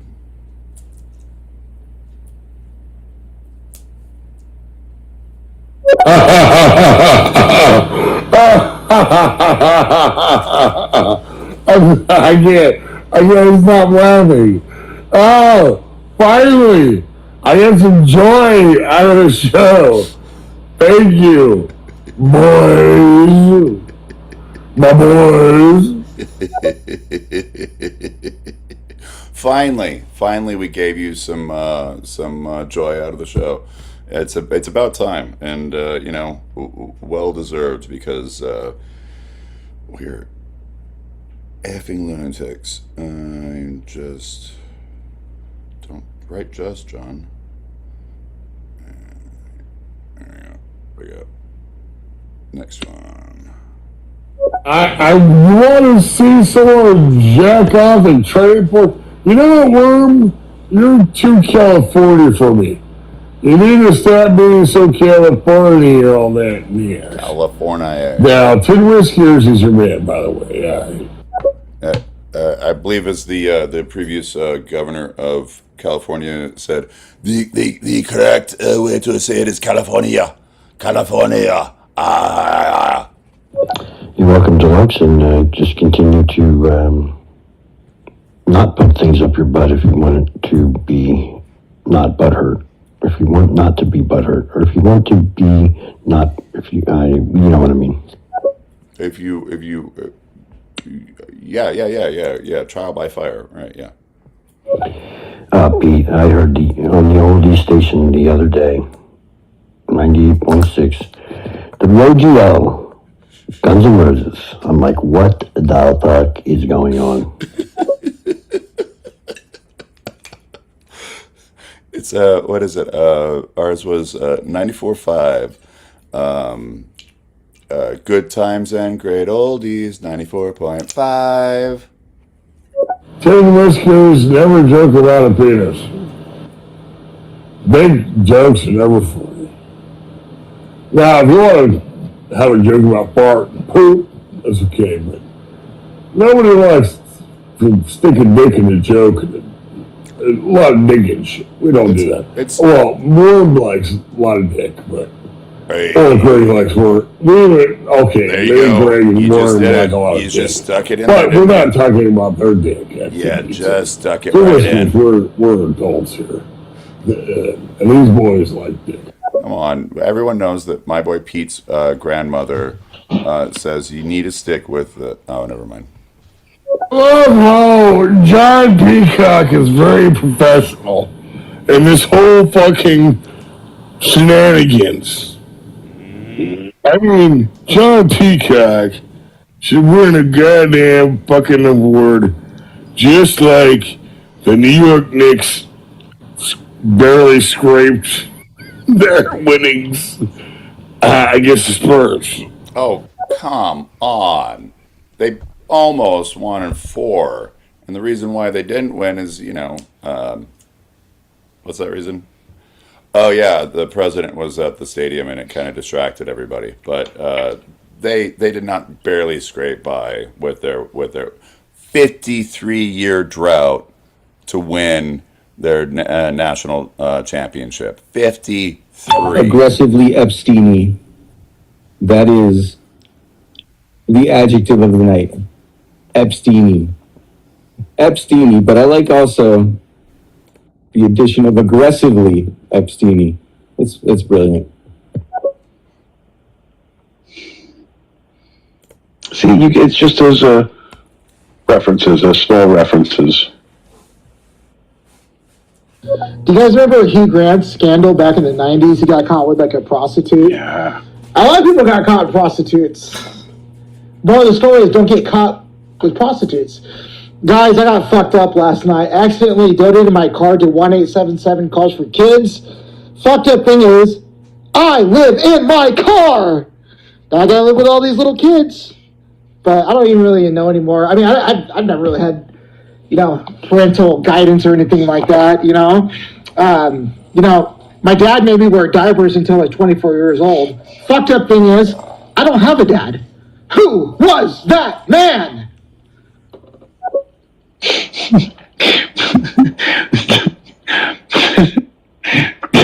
Donate for Cars for Kids. You lived your car.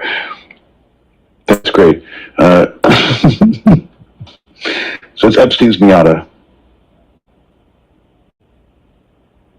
If the bridge has to be London Bridge, yeah, I'm that guy.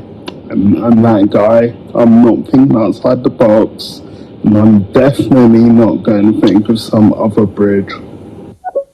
America Bridge, Brooklyn Bridge. Can you have Marvin the Martian to be less famous Martian when the coneheads are...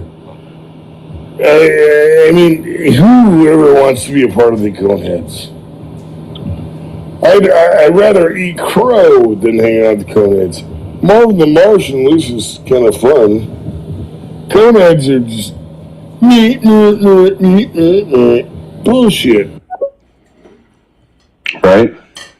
Well, there is something to be said about that. I had to play like an away day, and I had like a favourite bridge that wasn't London based. I'd probably have to say the Golden Gate Bridge.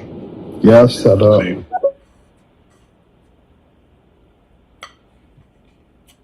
He was forced to watch with a telescope as sailors plowed his wife because of the bends, which is a good Radiohead album.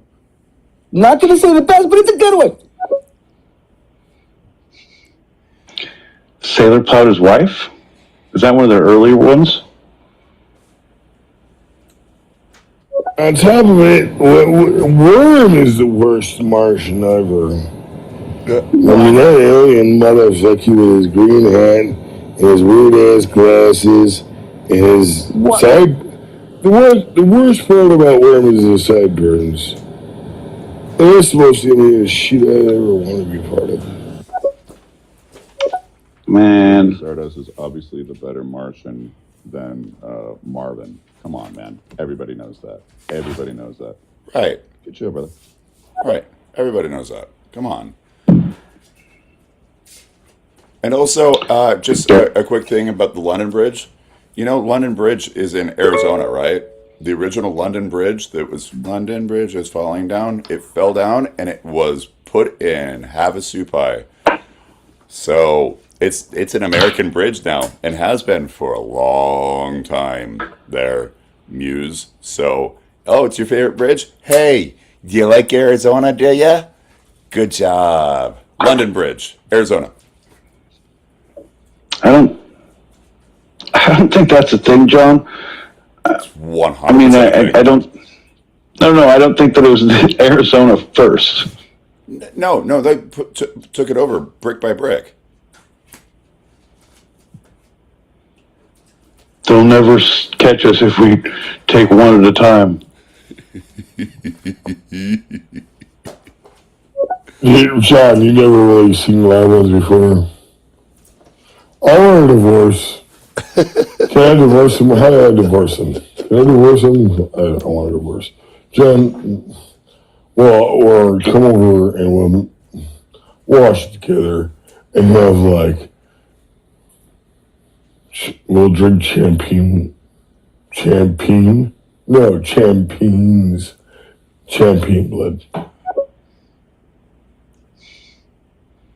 See? He's going to win you back that way, John. Yeah. Grover Cleveland. I barely know her. No, Grover Cleveland. No, we did the Dirty Sanchez though. He was just governor at the time. It's fine. We did a Dirty Growler. No, you got to do the. Oh, you mean the Grumpy Grover? I've done one of those. No, the Grover Cleveland. The Cleveland Steamer? I don't know what you're talking about. Who shits on who in this?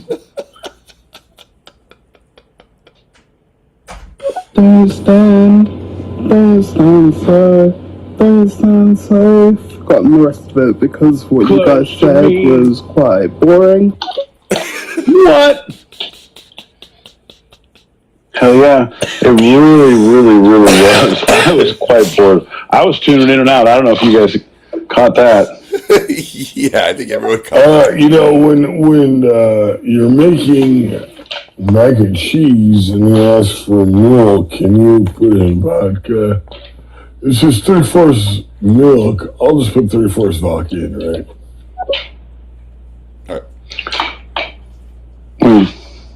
Yeah, if you need to eat the noodles, I prefer to you can save the cheese sauce for like a rimmer for a margarita.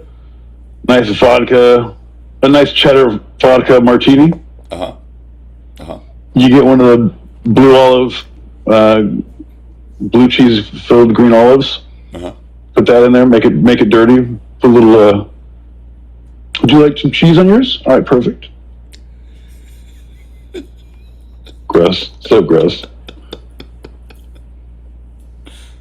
When you find out the Benz is more than just an album by Radiohead, fantastic work. Thank you guys. Every day is a school day. You're welcome. You're welcome for listening. I hate you, my wife. You cross that bridge when you get to it. I want better. I want better. I want more. Nope. I want more better. Low hanging fruit, my friend. I'm not cleaning my kitchen now. That's how depressed I am. Because of you, my boy Pete. He's turned to household tasks because of his disdain for my low hanging fruit grabs. Come on, bud. It's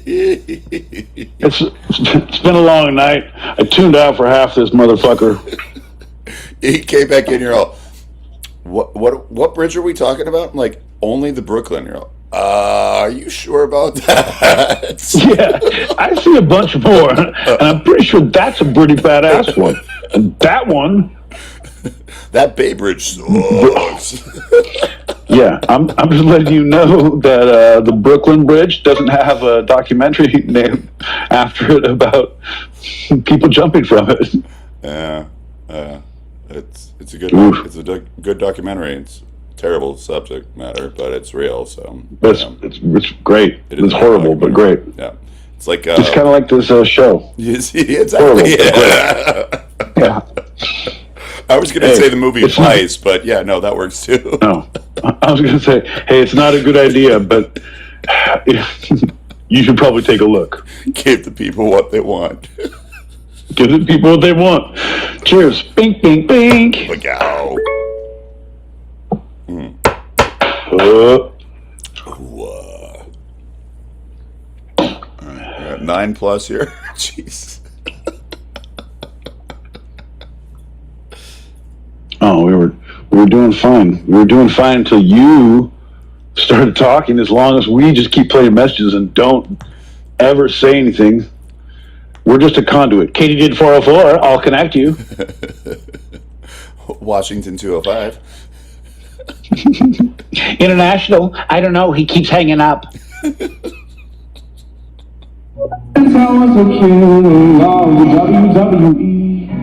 We were poor and couldn't afford cable TV. I didn't want to miss out, so instead I went to see our local bootleg trailer park wrestling. We had a luchador with an extra eye, we called him I. And he was gay, so the only way he'd take it was from behind. There was a wrestler in a wheelchair, I was shocked when he turned heel.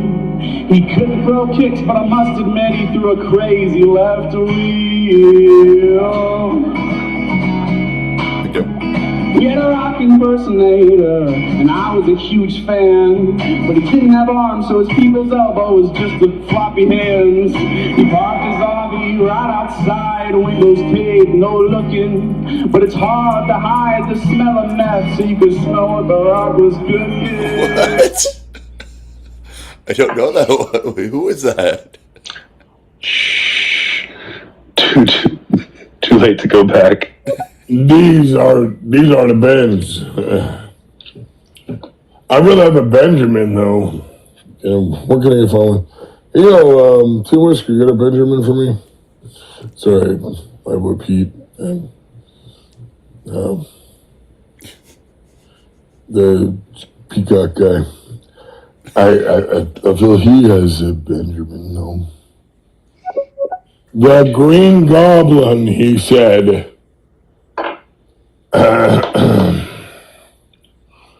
No. My boy Pete's is sticking jokes in between his ass, and he doesn't even listen.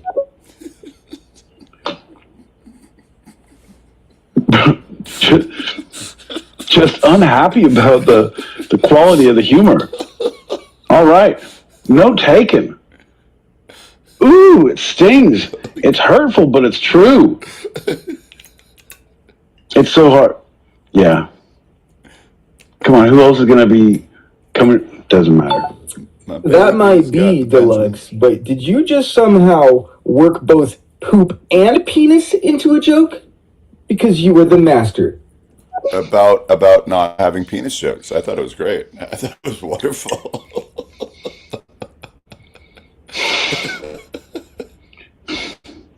What did your grandma say about those kind of jokes?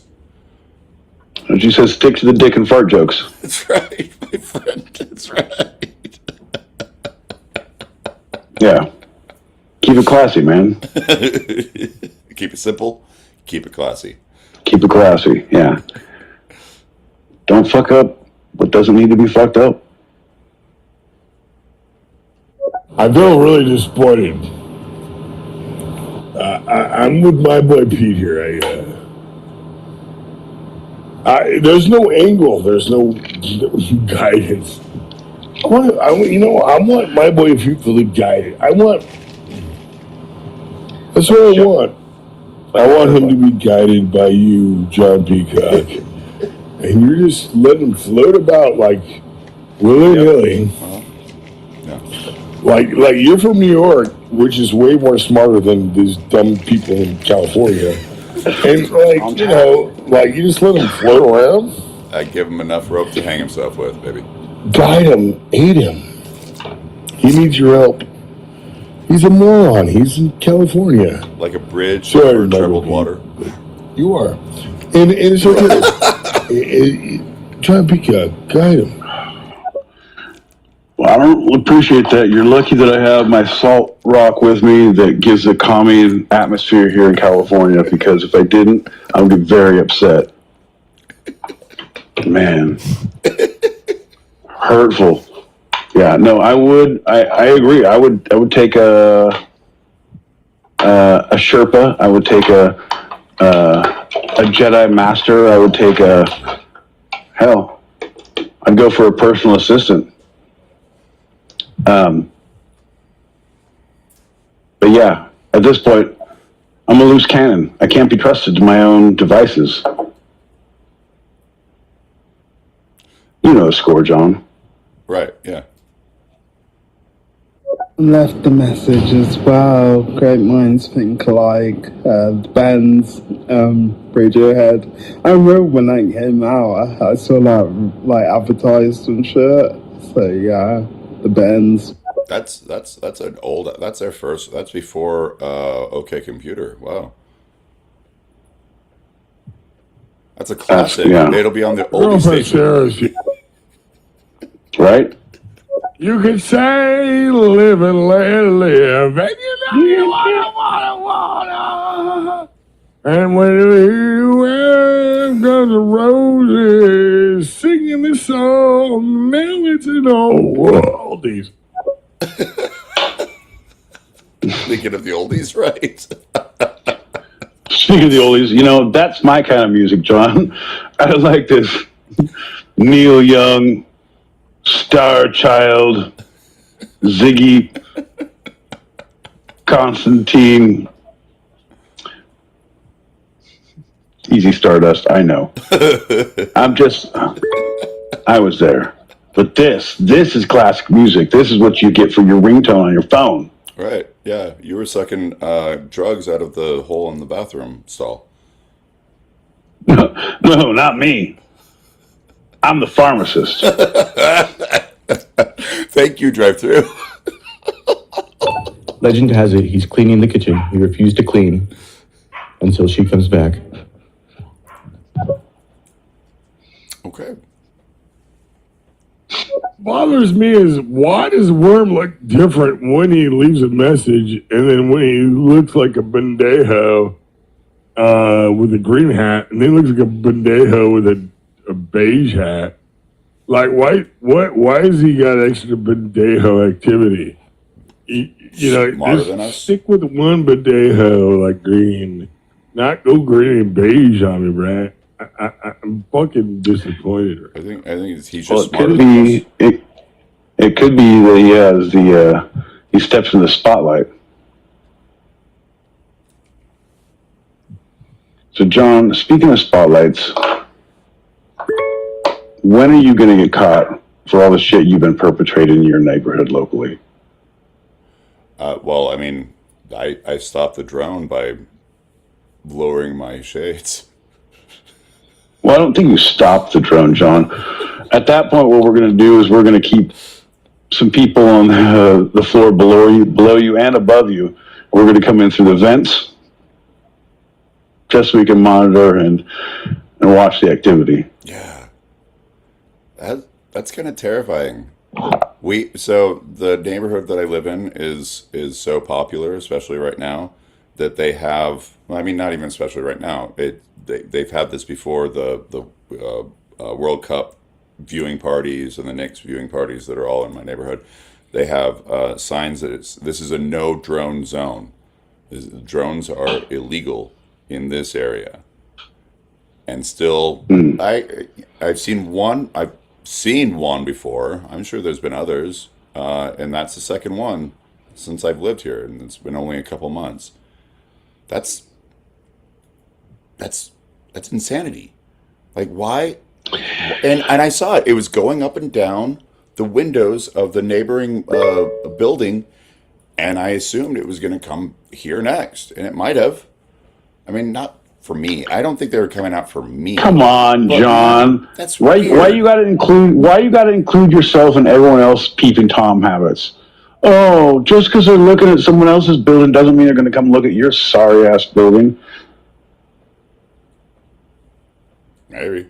Well, I leave my windows open and I don't wear shirts with buttons, so chances are That first drone was right outside my window a couple months ago. This one was at the neighboring building. That's why I was like, no, screw that. But the first one was right outside my window. They're This like, time- oh, that sucks. this time the drone was in my bathroom. The drone was in us all along, right? Yeah. The drone's coming from upstairs.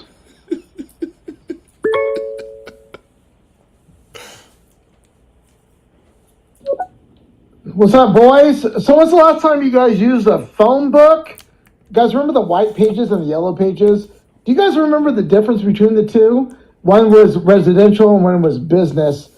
I've run into a little bit of trouble lately, guys. Let your I fingers need do the walking. something. And it's tough because I don't know where to go. But I did go to a phone book to find out it's right there for me. And you know what I need? I need a paralegal. A paralegal titties to suck on.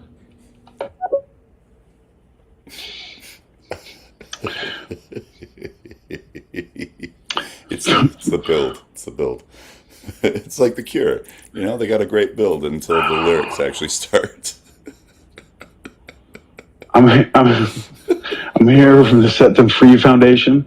I'm here to set them twins free. It's only going to get weirder from here, John. Yeah, it Pink, is. pink, pink. But yeah.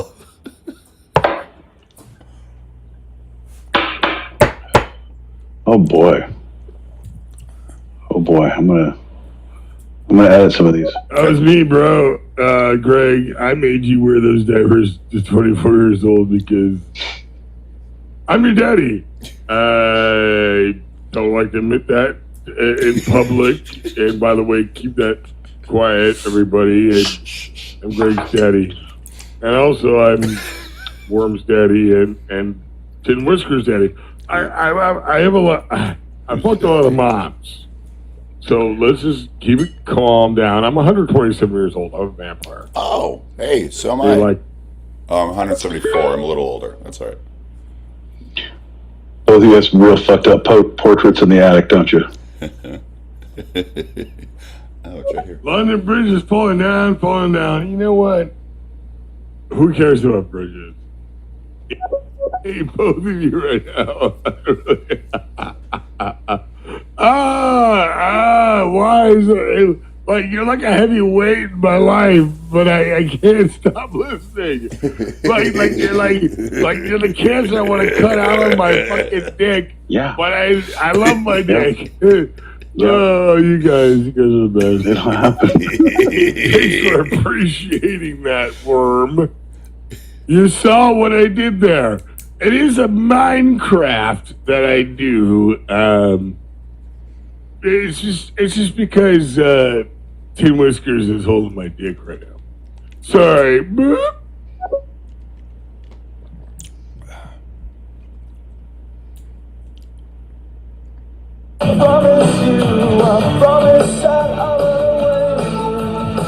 Ooh, that build.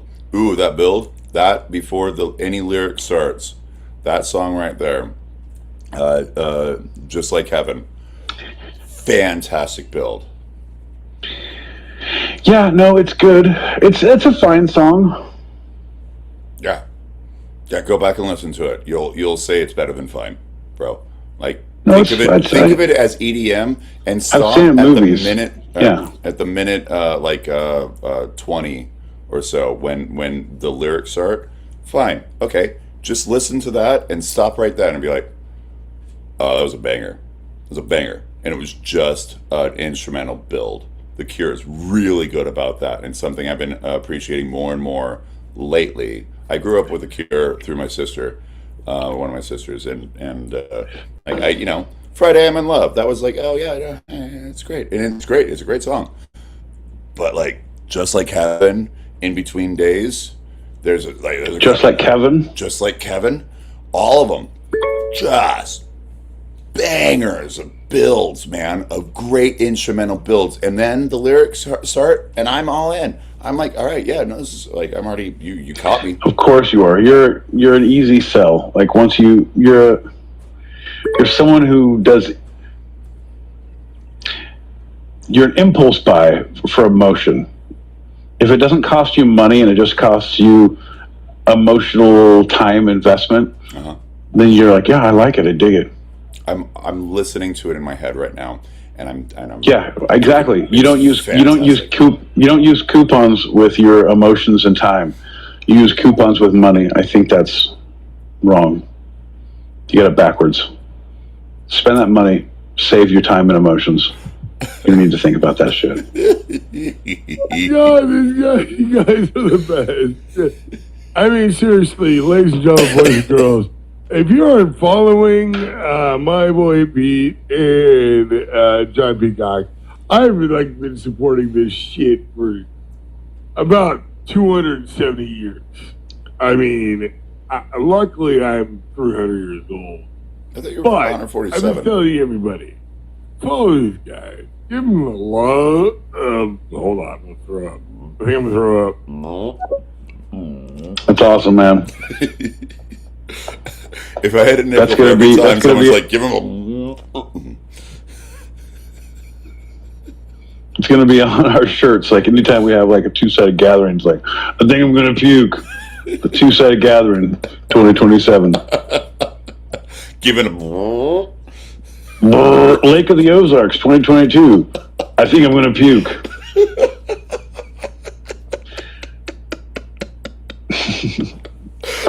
John. You silly bitch. Oh, God. Boy, oh boy. Man, people just... You just Right. stop the drama. I mean, John. Yes. Greg, I don't remember. By the way, this isn't deluxe. This is dub. I'm dub. Deluxe. Holy shit. This guy's an OG on the app. He went to prison a couple years ago, and he has a move. It's called the Arch Deluxe. It's when he bends over for the other inmates. What the fuck is going on, dude? Deluxe, you are live on stereo. The Two-Sided Podcast. Holy shit, we got Worm, we got Dub, we got a Moose Lover. This is awesome. What a crowd. What a crowd. This looks like a Black Lives Matter fucking rally, and Pete's throwing menus at people. Just throwing menus because he wants to eat. I love you guys. Everyone's got to eat. Everyone got to eat. Everyone got to eat. Hey. Yeah. I know you guys are pretty emotional, but once the adrenaline hits, you're going to be hungry. I didn't recognize the importance of a calm and peaceful disposition. Me either. I see where my boy Pete's going like, it's played out. We enjoy it, but it is played out. But I fell in love with Juice. I love Juice. Clever? You got fucking roasted, bro. Boom. Friday I'm in Love was actually made. They actually asked Robert. Yeah, I call him Robert because I don't know him personally. I just call him Robert. But anyways, they asked You don't call him him Bob. to do a song that would be radio friendly, and he's like, "I'll make a song. It's Friday on me, love," and he actually hates it. He just made the song because It's a good the song, record grab, company man. wanted him to but do something. it is, yeah, it's one of So he those. did it. Right, And as a he's kid, like, Friday on me, love. right? He Yeah, said 2 seconds he wrote that thing. no, I dig it. But he's It's like a band on the run. Paul McCartney, Colbert interviewed him, and he was like, "That came out the year my two brothers and my dad all died in a plane accident, and that was like the album of the year. And every time I hear it, I get super emotional, and especially the title track, Band on the Run." And Paul McCartney's like, "Yeah, sometimes you write some songs for a little bit of money." And that was his response in the interview. It's like, "Holy crap, Paul, thanks for being honest, but wow, you just like shot that guy down, didn't you?" You're a real piece of shit, Paul. Yeah, sir, Paul. But Sir. yeah. So he wrote it for money. It's a banger. It's good. It's a good pop. And as a kid, I was like, oh, that's the song that I connected with The Cure. That was the song. I rarely listen to it these days. When I listen to The Cure, like Forest over that one. Yeah, like seriously, it's good. There are such good bangers of songs from The Cure. All right, that's it. Ray Ray. Say hello, Cookie. Hello. Hello. Mm-hmm.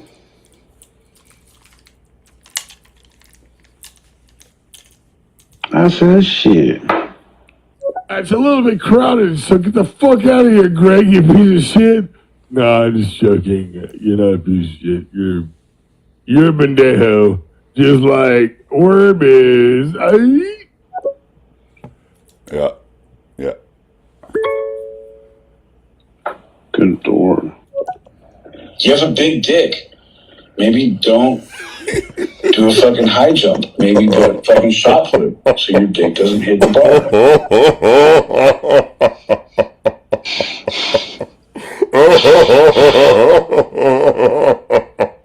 You guys, it's just logic. I've never liked Paul McCartney. Let me say it again. Let me say it louder. No, one in the back. I never liked Paul McCartney. I think he's a piece of shit.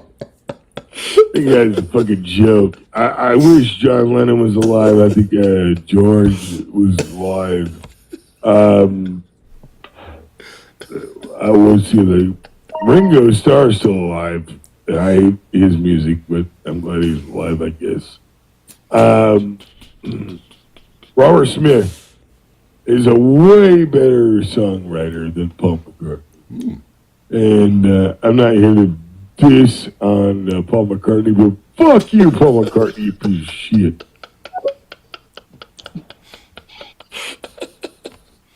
Raise your glass, John. I do believe that it's time to raise your glass. Bink, bink, bink. Go.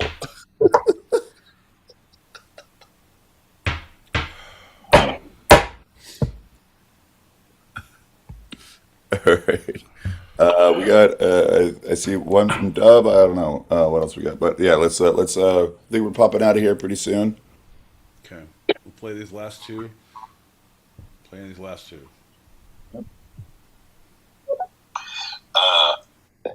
It's a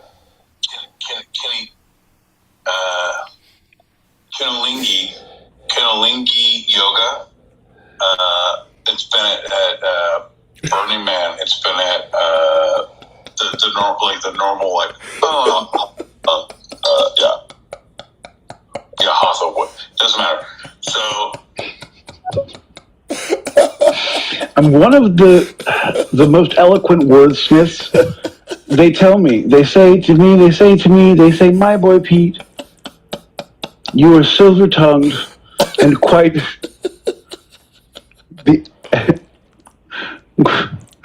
the statesman. And I say, huh?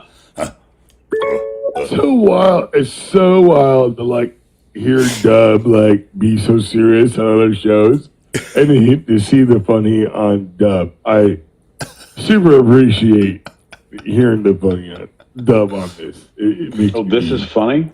a little giddy. It makes me Oh, giddy. this I shit feel is like funny? I'm 12 again, and I'm wearing chapstick. Fucking this shit is funny? That's it. Dub, we're gonna wrestle after this. You're so fucking trouble. Get your shirt off and meet me in the yard. Real fucking hot.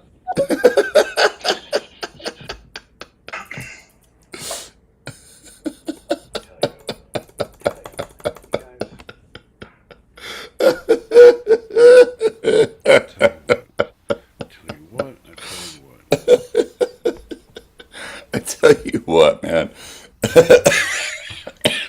Just when I think I'm done, just when I think I'm fucking done, John, you pull me back in. You know you could be helping the situation instead of hindering it. You know you could be part of the solution instead of 75% of the problem. No, I'm not blaming you for everything, but I'm blaming you for a lot. No, I'm like Ziggy. I'm the bad stuff so that you see the sunrises and appreciate them. No, motherfucker, you know, you're bringing spiders from Mars to my doorstep. Right? I want smooth sailing. I work too goddamn hard. I'm too fucking tired of this bullshit. Do you want a happy my boy Pete, or do you want an angry my boy Pete? Fucking pick your poison, John. You goddamn rub my lamp. I'm here. Sit down. You're getting your fucking wishes. And this concludes our final giggling to yourself round. See, again, bud. 75% of the problem. You have the ability to change things. Cheers. Cheers. Bink, bink, bink. The cow.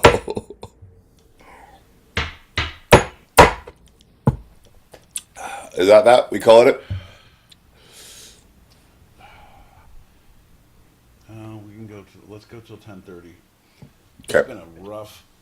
It's been a rough since Friday, bro. I haven't recovered. It's been kind of. Oof. Oof. Really leaving? Are you guys really leaving us? Hey, Worm, George, Tin Whiskers, I don't know, the Flocky lady. But, yo, Dub, we can do a fucking Foxy, show. baby. I think Sarah's in here, but let's do a show. Yeah, let these guys go to sleep, and then we'll just do heroin together. Then we're all going to sleep, baby. Oh, I just saw. Pete. Just saw. It's the 30th anniversary of Train Spotting. I just saw it in the theaters. And I'll admit my own blind side for the very first time. Never seen it before. You hadn't seen it? No, but I saw it in the theaters.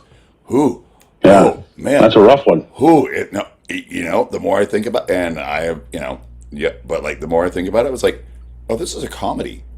This is a really good, well-constructed comedy.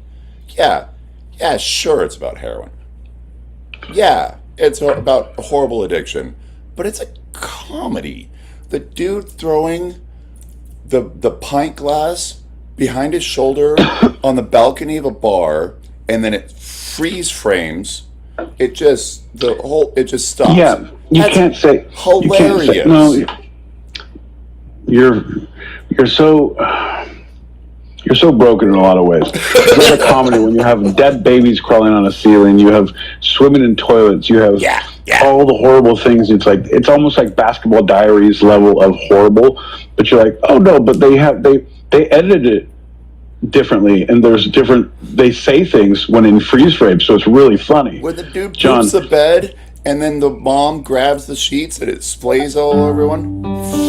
Freaking hilarious.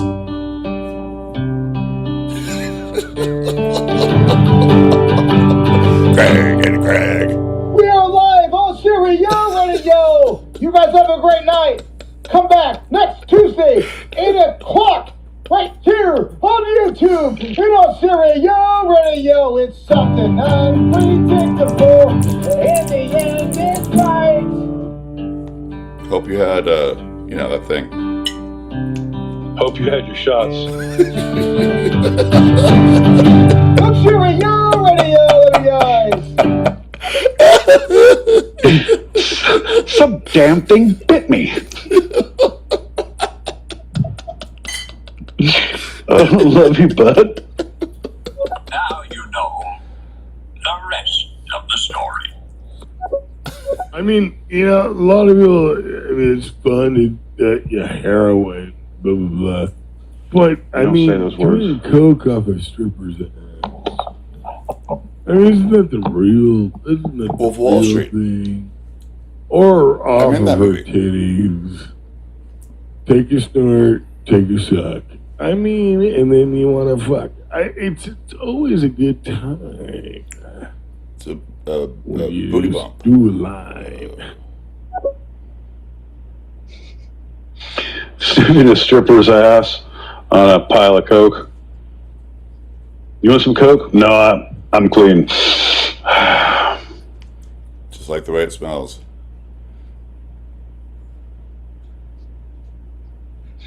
I'm just here to smell your butthole. Ziggy played guitar. My boy Pete, I don't know if you knew this, but he played it left hand.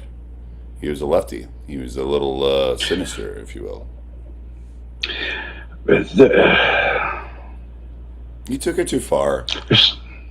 There's certain things you say that just make me cringe, like nails on a chalkboard. When someone says left hand, I know it's coming. When someone says red hair, I know it's coming. I know that. When someone says peacock, I know it's coming. Like there's he's gonna fucking do it. By this someone, it's not any someone. It's just me, right? It's literally you. It's literally you. I hate it when new people say things like that around you. Like, you fucking open the door. He's going to say it. He's going to say it. Well, you know. You know what Latin for right-handed is? It's Dexter. I fucking hate you so much, dude. Why are you selling the show, Greg? Actually, thank you. But wait. Someone needs to. Why aren't they actually? Hey, My wife. Hey. I don't know any strippers, by the way. I just heard about them on the YouTubes, the TV shows, the radio screens. You can meet him. Pretty easy to meet. Pretty friendly too. Yeah. Oh no, I know several people who are or have been strippers. That's perfectly fine. There's no stigma to it. I don't give a shit about it. I'm just saying they're super.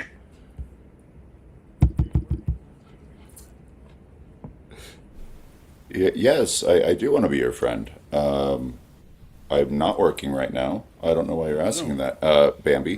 No. But yeah, no, we could hang out. Awful. Gross. Don't talk to me.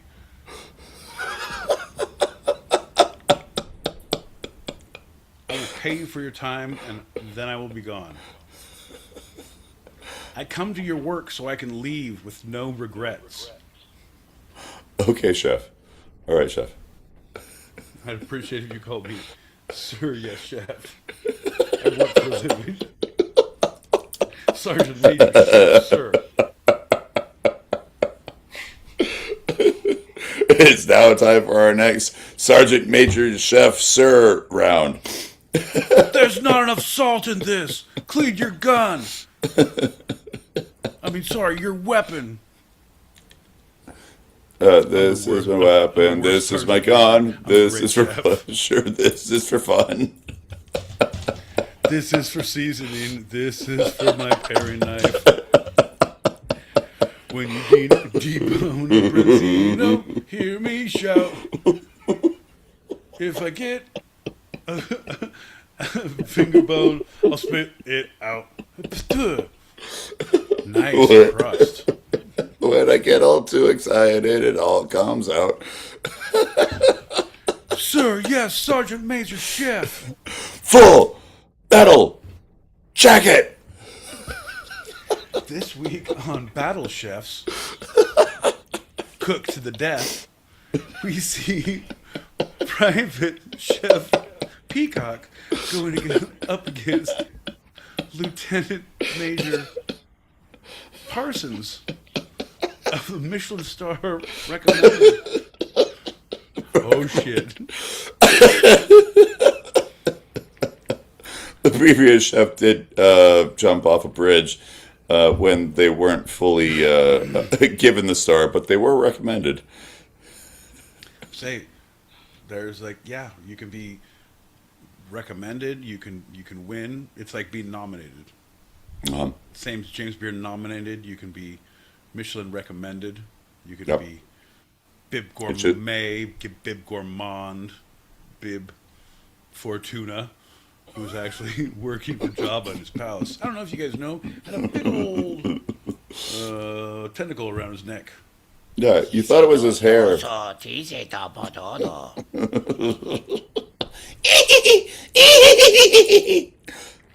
was his pet. The little guy was Salacious Crumb. I know me some fucking shit. It is your favorite. The Return. The Return is your favorite. Jabba's Palace. Return of the Jedi is the best one. Ewoks and all, which were originally supposed to be Wookiees, but they didn't have the money for it. Yete. Because he's holding a thermal detonator. Woo! Yete. It's okay. It's just ice blindness. You slowly recover. Once it goes away. Somewhat. I know that sound anywhere. Yeah. Boba Fett, where? You cantankerous son of a bitch. John. What are we gonna do with you, bud? I have no idea.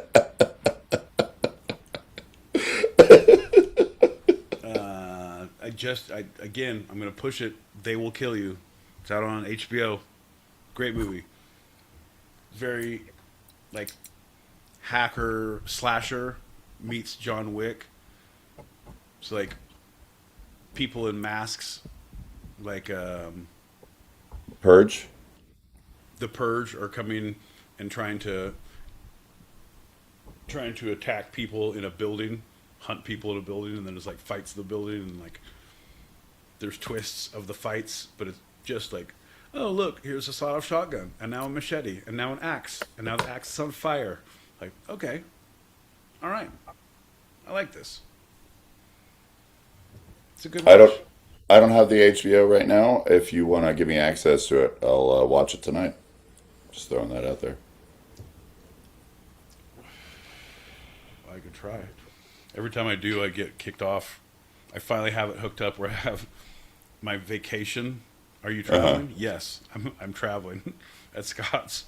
Still traveling. Are you still home? traveling? I'm here. Yeah. Still traveling. Still traveling. I'll send it to you for traveling purposes. Be a traveler. All right, buddy. We got about a minute left until 30 after. Anything you want to say, do, or expound upon? No, bud. I think we hit all the notes. I think we rattled all the cages. I think we shouted at the heavens, shook our fists impotently, and we were none the wiser come the dawn. Shaking your fist impotently is like this. It's like No. Is that shaking your fist impotently? With no success. All for naught. It's not pushing rope. Impotence is not pushing rope. John,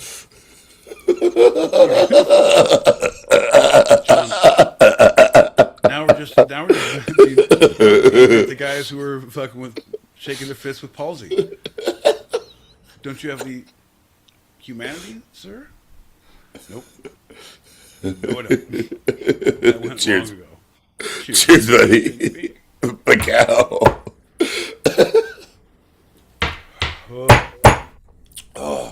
Welcome for listening, everybody. We'll be here. I'm pretty sure next week. Yeah, let's yeah, we'll be here next week. I'll go ahead and say next week. See you guys. Cheers.